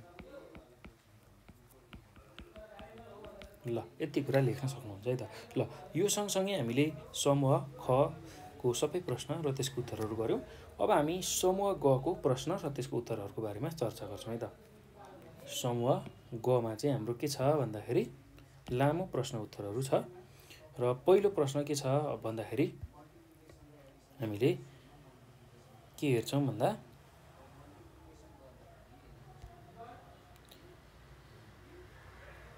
ठोस फोहोर मैलाको परिचय दिनुहोस् भनेर सोधेको छ। ठोस फोहोर मैलाको परिचय दिनुहोस् भनेर सोधेको छ र अर्को कुरा के छ भन्दाखेरि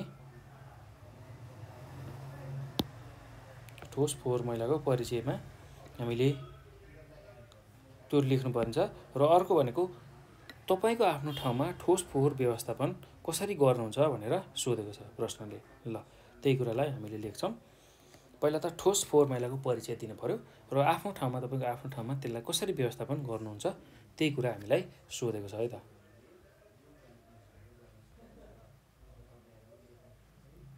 ल अब यसको उत्तरमा के लेख्न सकिन्छ भने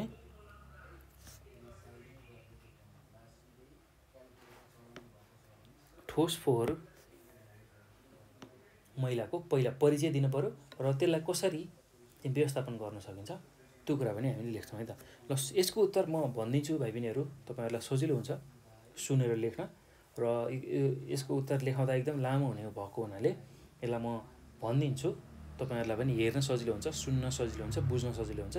त्यसैले यसलाई ध्यानपूर्वक सुनेर तपाईँहरूले त्यही सुनेकै आधारमा सजिलै यसको उत्तर लेख्न सक्नुहुन्छ है त। ल अब यसको उत्तरमा हामीले कसरी लेख्न सकिन्छ भने प्रश्न नम्बर 21 को उत्तरमा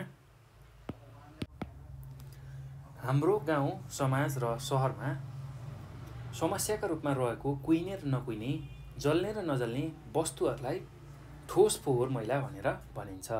हरिया सागपात, बोक्राहरू, त्यस्तै कागज, फुटेका भाँडाहरू, फालिएको कागज तथा कपडाका टुक्राहरू, धुलो, खरानी, सिसा आदि वस्तुहरू नै ठोस फोहोर मैला हुन् भनेर हामीले लेख्न सक्छौँ है त।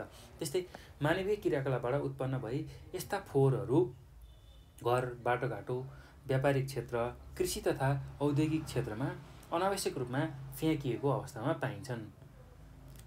यस्ता ठोस फोहोर मैलाले गर्दा वातावरणलाई दूषित बनाउँछ र यसलाई समयमा नै व्यवस्थापन गरेमा त्यसले वातावरण संरक्षणमा सहयोग पुर्याउँछ भनेर सुरुमा तपाईँहरूले लेख्न सक्नुहुन्छ है त।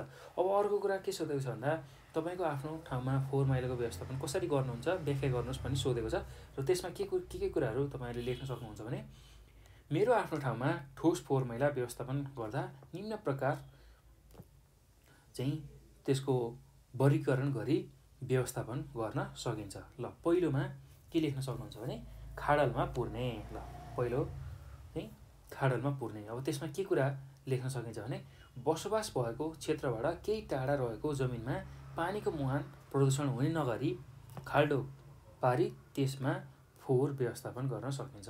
फोहोर मैला व्यवस्थापनको पनि यो विधि सबैभन्दा सरल विधि हो भनेर हामीले लेख्न सक्छौँ है त।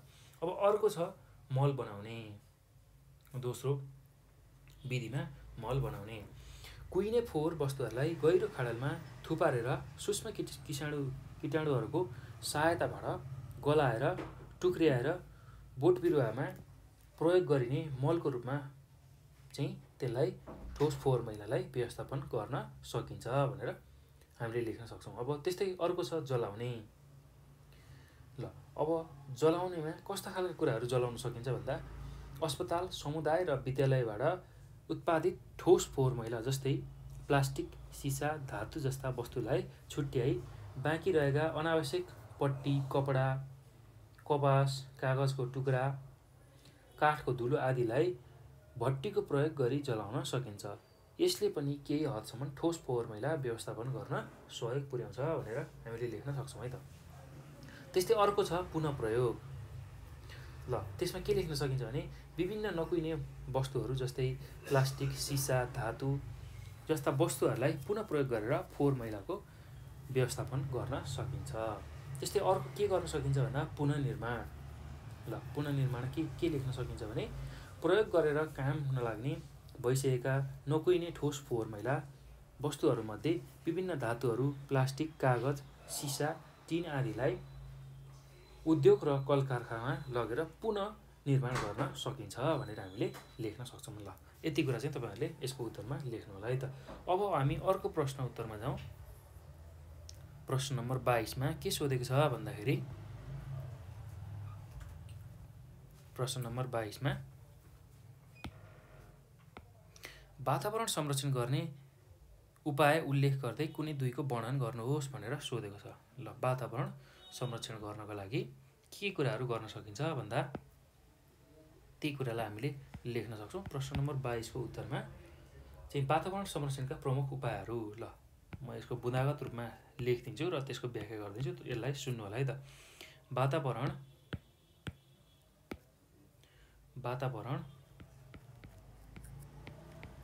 संरक्षणका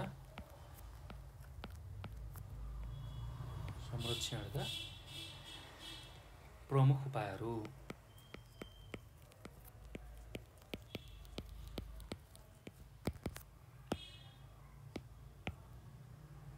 ल त्यसमा के लेख्न सकिन्छ भन्दा पहिलोमा वन जङ्गलको संरक्षण। वन जङ्गलको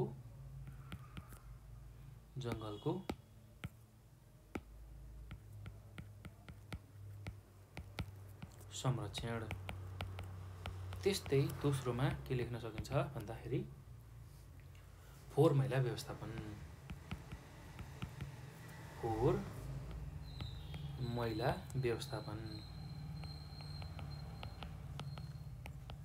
त्यस्तै अर्कोमा के लेख्न सकिन्छ भने प्रदूषण नियन्त्रण।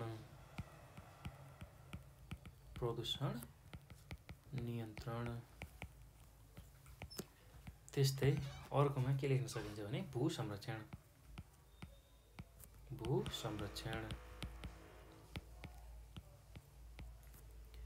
ल यति कुरा तपाईहरुले लेख्न सक्नुहुन्छ।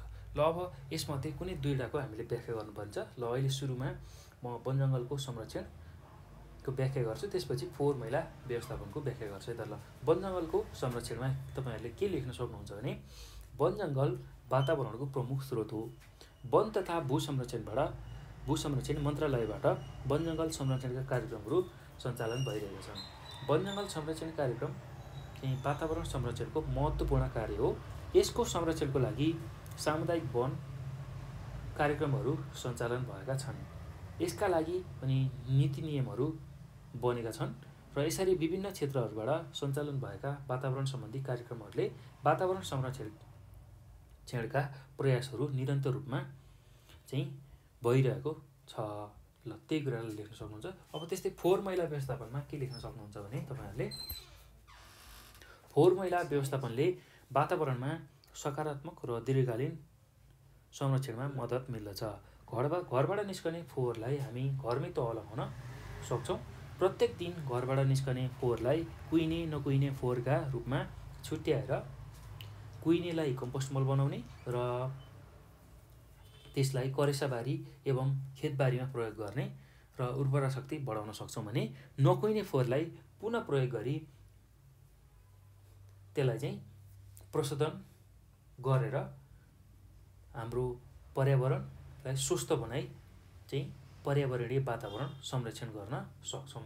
ल त्यही कुरा हामीले लेख्न सक्छौँ है त। ल अब यो पछि हामी अर्को प्रश्नमा जाउँ। प्रश्न नम्बर 23 मा के छ भन्दाखेरि ध्वाँसे चितुवा दुर्लभ हुँदै जानुका 3 वटा कारणहरू र संरक्षणका 4 उपायहरू लेख्नुहोस् भनेर सोधेको छ। ल अब यसको उत्तर पनि म भनिदिन्छु, तपाईहरुले लेख्न सक्नुहुन्छ। एकदम सजिलो छ, त्यस्तो गाह्रो केही पनि छैन। ल ध्वाँसे चितुवा दुर्लभ हुँदै जानुको 3टा कारणमा पहिलो कारण के हो भन्दाखेरि जथाभावी वन जङ्गल विनाश हुनु। त्यस्तै दोस्रो कारणमा पारिस्थितिक प्रणालीमा ह्रास आउनु र तेस्रो कारणमा चोरी सिकारी तथा पैठरी हुनु। ल यति कुरा तपाईहरुले लेख्न सक्नुहुन्छ। अब ध्वाँसे चितुवा संरक्षणका लागि 4 वटा उपायहरू हामीले लेख्नु पर्नेछ र पहिलो उपायमा के गर्न सकिन्छ भन्दाखेरि यिनीहरूको चोरी सिकारी नियन्त्रण गर्ने। त्यस्तै दोस्रो बुदामा के लेख्न सकिन्छ भने प्राकृतिक वासस्थान तथा वातावरणको संरक्षण गर्ने। त्यस्तै तेस्रो बुदामा के लेख्न सकिन्छ भने दुर्लभ पशुपन्छी सम्बन्धी बनेका नीति नियमहरूको कडाइका साथ लागू गर्ने र दण्ड सजायको पनि व्यवस्था गर्ने। त्यस्तै अर्को बुदामा के लेख्न सकिन्छ भने यिनीहरूको संरक्षणका लागि स्थानीय सहभागिता गराई संरक्षणबाट हुने फाइदा, जोगाउन अपनाइने उपाय र दुर्लभ हुनुका कारणको बारेमा जानकारी एवं जनचेतना बढाउने भनेर लेख्न सक्नुहुन्छ है त। ल अब यो पछि हामी अन्तिम प्रश्नमा जाउँ। अशिक्षा र अज्ञानतालाई नेपालको एक प्रमुख स्वास्थ्य समस्या मानिन्छ, यसलाई व्याख्या गर्नुहोस् भनेर सोधेको छ। ल अब यसको पनि उत्तर म भनिदिन्छु, तपाईहरुले ध्यानपूर्वक सुन्नुभयो भने सजिलै यसलाई लेख्न सक्नुहुन्छ है त। ल अब यसको उत्तरमा के लेख्न सकिन्छ भने अशिक्षा र अज्ञानतालाई नेपालको एक प्रमुख स्वास्थ्य समस्या मानिन्छ। स्वास्थ्य शिक्षाको कमी नै नेपालको प्रमुख स्वास्थ्य समस्या हो भनेर हामीले सुरुमा लेख्न सक्छौँ है त। त्यसपछि के लेख्न सकिन्छ भने स्वास्थ्य शिक्षाको प्रचार प्रसार राम्ररी र प्रभावकारी हुन नसकेर अशिक्षित जनसमुदायमा अन्धविश्वास र कुरीति बढ्नाले स्वास्थ्य समस्या जटिल बनिरहेको छ। अधिकांश नेपालीहरू स्वास्थ्यको महत्त्व र यसको ख्याल राख्ने तरिकाबारे सचेत छैनन्। उनीहरूको खाद्य परिकार, सांस्कृतिक चालचलन त्यस्तै कामको पद्धति, आचरण आदि स्वास्थ्य अथवा स्वस्थ मैत्री अथवा हाम्रो जुन स्वास्थ्य छ त्यो मैत्री छैन। धेरै मानिसहरू अन्धविश्वासी छन् र आफ्नो स्वास्थ्य नाश गरिरहेका छन्। स्वास्थ्यको ख्याल नगरी अनावश्यक मात्रामा उपवास गर्ने गर्छन् र खाद्य परिकार पकाउने शैली पनि उपयुक्त खालको छैन अथवा हुँदैन। वैज्ञानिक पद्धतिमा विश्वास नगर्ने जस्ता व्यवहारले बिरामीको स्वास्थ्य नराम्रोसँग असर पुगेको हामी पाउँछौँ। त्यस्तै नेपाललाई अति कम विकास भएको देश मान्ने गरेको पाइन्छ। नेपालमा अशिक्षा धेरै र अशिक्षित जनसङ्ख्या पनि बढी भएको हुनाले यहाँ चेतनाको अभावमा मानिसहरूले आफ्नो स्वास्थ्य र सरसफाइप्रति व्यवस्था गर्छन्। अशिक्षित भएको कारणले बिरामी पर्दा उनीहरू अस्पताल तथा स्वास्थ्य केन्द्रमा नगई परम्परागत झारफुक र धामी कहाँ लाग्छन्। अशिक्षित र अज्ञानी झाँक्रीहरूलाई स्वर रोग कसरी नियन्त्रण गर्ने भन्ने वैज्ञानिक पद्धतिको बारेमा केही पनि जानकारी हुँदैन। ल, बिरामी त अशिक्षित थिए नै र झाँक्री पनि अथवा अज्ञानी हुन्छन् र उनीहरूलाई चाहिँ स्वर रोगको बारेमा केही पनि जानकारी हुँदैन, वैज्ञानिक पद्धतिको बारेमा केही पनि जानकारी हुँदैन र त्यसले गर्दा विभिन्न खालका सरुवा रोग अझ फैलिन सक्छन् र उनीहरूले सरसफाइप्रति खासै ध्यान दिँदैनन्। त्यस्तै धामी झाँक्रीहरूले अरूलाई त के आफूलाई पनि स्वर रोगबाट बचाउन सक्दैनन्। अन्यथा स्वर रोगको सङ्क्रमणले गर्दा मानिसहरूको ज्यान पनि जान सक्छ। त्यसैले अशिक्षा र अज्ञानतालाई नेपालको एउटा प्रमुख स्वास्थ्य समस्या मानिएको हो भनेर हामीले लेख्न सक्छौँ। अब त्यस्तै यसमा के अझै थप्न सकिन्छ भने स्वस्थ जनशक्ति नै देशको विकासको सूत्रधार भए पनि अशिक्षाका कारण व्यक्तिगत, पारिवारिक एवं सामुदायिक स्वास्थ्य स्थितिमा सुधार नहुनु, रोग लाग्दा धामी झाँक्री र झारफुकबाट उपचार गराउनु र अन्तिम विकल्पका रूपमा स्वास्थ्य संस्थालाई रोज्नुको कारण देशको स्वास्थ्य समस्या एवं चुनौतीहरू घट्नुको सट्टा बढ्दै गएको पाइन्छ। पानी मात्र खुवाएर निको हुने पखाला अज्ञानताको कारणले गर्दाखेरि मृत्युको कारण बनिरहेको छ। त्यसैले शिक्षाको स्तर र गुणस्तर सुधार्न सके यस्तो खालको विकराल स्वास्थ्य समस्याहरू समाधान गर्न व्यक्ति आफै सक्षम हुन्छ वा बढ्न सक्छ भनेर तपाईँहरूले यसरी यसको उत्तर लेख्न सक्नुहुन्छ है त। ल, एकदम सजिलो छ, त्यस्तो गाह्रो केही पनि छैन। ल, अब यो सँगसँगै हामीले 2075 सालको प्रदेश नम्बर 3मा सोधेको प्रश्न र त्यसको उत्तरहरू सबै यो भिडियो मार्फत हेऱ्यौँ, बुझ्यौँ र यसको बारेमा छलफल गऱ्यौँ है त। ल, यही कुराहरू तपाईँहरूले राम्रोसँग अध्ययन गरेर यही भिडियोबाट र अन्य भिडियोहरूबाट पनि अध्ययन गरेर आफ्नो एसईको तयारी गर्नुभयो भने पक्कै पनि तपाईँहरूले एसईमा राम्रो अङ्क प्राप्त गर्न सक्नुहुन्छ है त। ल, त्यति चाहिँ काम तपाईँहरूले गर्नु होला। यो भिडियो लगायत अन्य एसईमा सोधेका जुन प्रश्नहरू छन् त्यसको भिडियो पनि हामीले बनाएका छौँ, त्यो भिडियो पनि हेरेर आफ्नो एसईको तयारी राम्रो गर्न सक्नुहुन्छ है त। ल, त्यस्तै अब अर्को कुरा के ख्याल गर्नु होला भने लगभग 70% जस्तो कोर्सहरू रिपिट नै हुन्छ एसईमा। अर्थात् कोर्स भन्नाले अब यहाँ जुन परीक्षाको जुन प्रश्नहरू छ त्यही अनुसार चाहिँ तपाईँहरूले तयारी गर्नु होला। परीक्षाको प्रश्नहरू चाहिँ लगभग 70% चाहिँ दोहोरिरहन्छ हो। त्यसरी दोहोरिरहनु भएको हुनाले एसईमा सोधेका जुन पुराना प्रश्नहरू छ त्यसको सेटहरू छ त्यो चाहिँ कुनै पनि नछोडिकन पढ्नु होला र मोडल सेट पनि राम्रोसँग पढ्नुभयो भने तपाईँहरूले आउने एसईको परीक्षालाई एकदमै राम्रो बनाउन सक्नुहुन्छ है त। यति कुरा मैले यसमा गरेँ र हामी योभन्दा पछाडि प्रदेश नम्बर 4को एसईको 2075मा सोधेको प्रश्नलाई पनि हेर्नेछौँ र त्यसलाई पनि तपाईँहरूले नछुटाइकन हेर्नु होला है त। ल, भाइ बहिनीहरू, अब यो भिडियो हेरिसक्दा तपाईँहरूले धेरै कुराहरू जानकारी पाइसक्नु भएको छ। यदि तपाईँहरूले यो भिडियो हेर्दा केही कुराहरू जान्नु भएन, तपाईँहरूलाई कन्फ्युजन भयो भने तपाईँहरूले 9849595895 यो नम्बरमा कल गर्न सक्नुहुन्छ र त्यस्तै यही नम्बरमा हामीलाई भाइबर अथवा वाट्सएपमा पनि हामीलाई मेसेज गरेर अथवा फोन गरेर आफ्नो जिज्ञासा समस्याहरू मेटाउन सक्नुहुन्छ है त। र त्यस्तै नेपाल अनलाइन स्कुलको फेसबुक पेज र टिकटकमा पनि हामीलाई फलो गर्न सक्नुहुन्छ र यो भिडियो हेरिसकेपछि भाइ बहिनीहरू तपाईँहरूले आफ्नो साथीहरूलाई यसको बारेमा जानकारी दिनुहोला र एसई दिने सबै साथीहरूलाई यसको बारेमा जानकारी दिनको लागि एसईको विभिन्न ग्रुपहरू हुनसक्छ तपाईँहरूको बनाउनु भएको, त्यसमा यो भिडियोको लिङ्क पठाउनु होला, यो भिडियोलाई सेयर गर्नुहोला। त्यो गर्नुभयो भने सबै साथीहरूले यसको फाइदा लिन सक्छन् है त। ल अब यो सँगसँगै तपाईँहरूले अरू के काम गर्नु होला भने नेपाल अनलाइन स्कुलको युट्युब च्यानललाई पनि सब्सक्राइब गर्न नभुल्नुहोला, किनभने हामीले तपाईँहरूकै लागि चाहिँ विभिन्न भिडियोहरू लिएर आएको छौँ। एसई दिने विद्यार्थीहरूको अन्तिम तयारीको लागि हामीले भिडियोहरू लिएर आएको छौँ। त्यो भिडियो सबैभन्दा चाँडो हेर्नको लागि तपाईँहरूले नेपाल अनलाइन स्कुलको युट्युब च्यानललाई सब्सक्राइब गरेर त्यहाँ भएको बेल आइकनलाई पनि दबाउनु भयो भने तपाईँहरूले सबैभन्दा चाँडो हामीले अपलोड गर्ने भिडियोहरू पाउनुहुन्छ र त्यसबाट आफूले चाहेको कुराहरू पढ्न सक्नुहुन्छ है त। ल त्यति काम तपाईँहरूले गर्नुहोला। र अब मैले यो भिडियोमा चाहिँ यति नै गर्छु भाइ बहिनीहरू, र यो भिडियो हेर्नुभएकोमा यहाँहरूलाई धेरै धेरै धन्यवाद।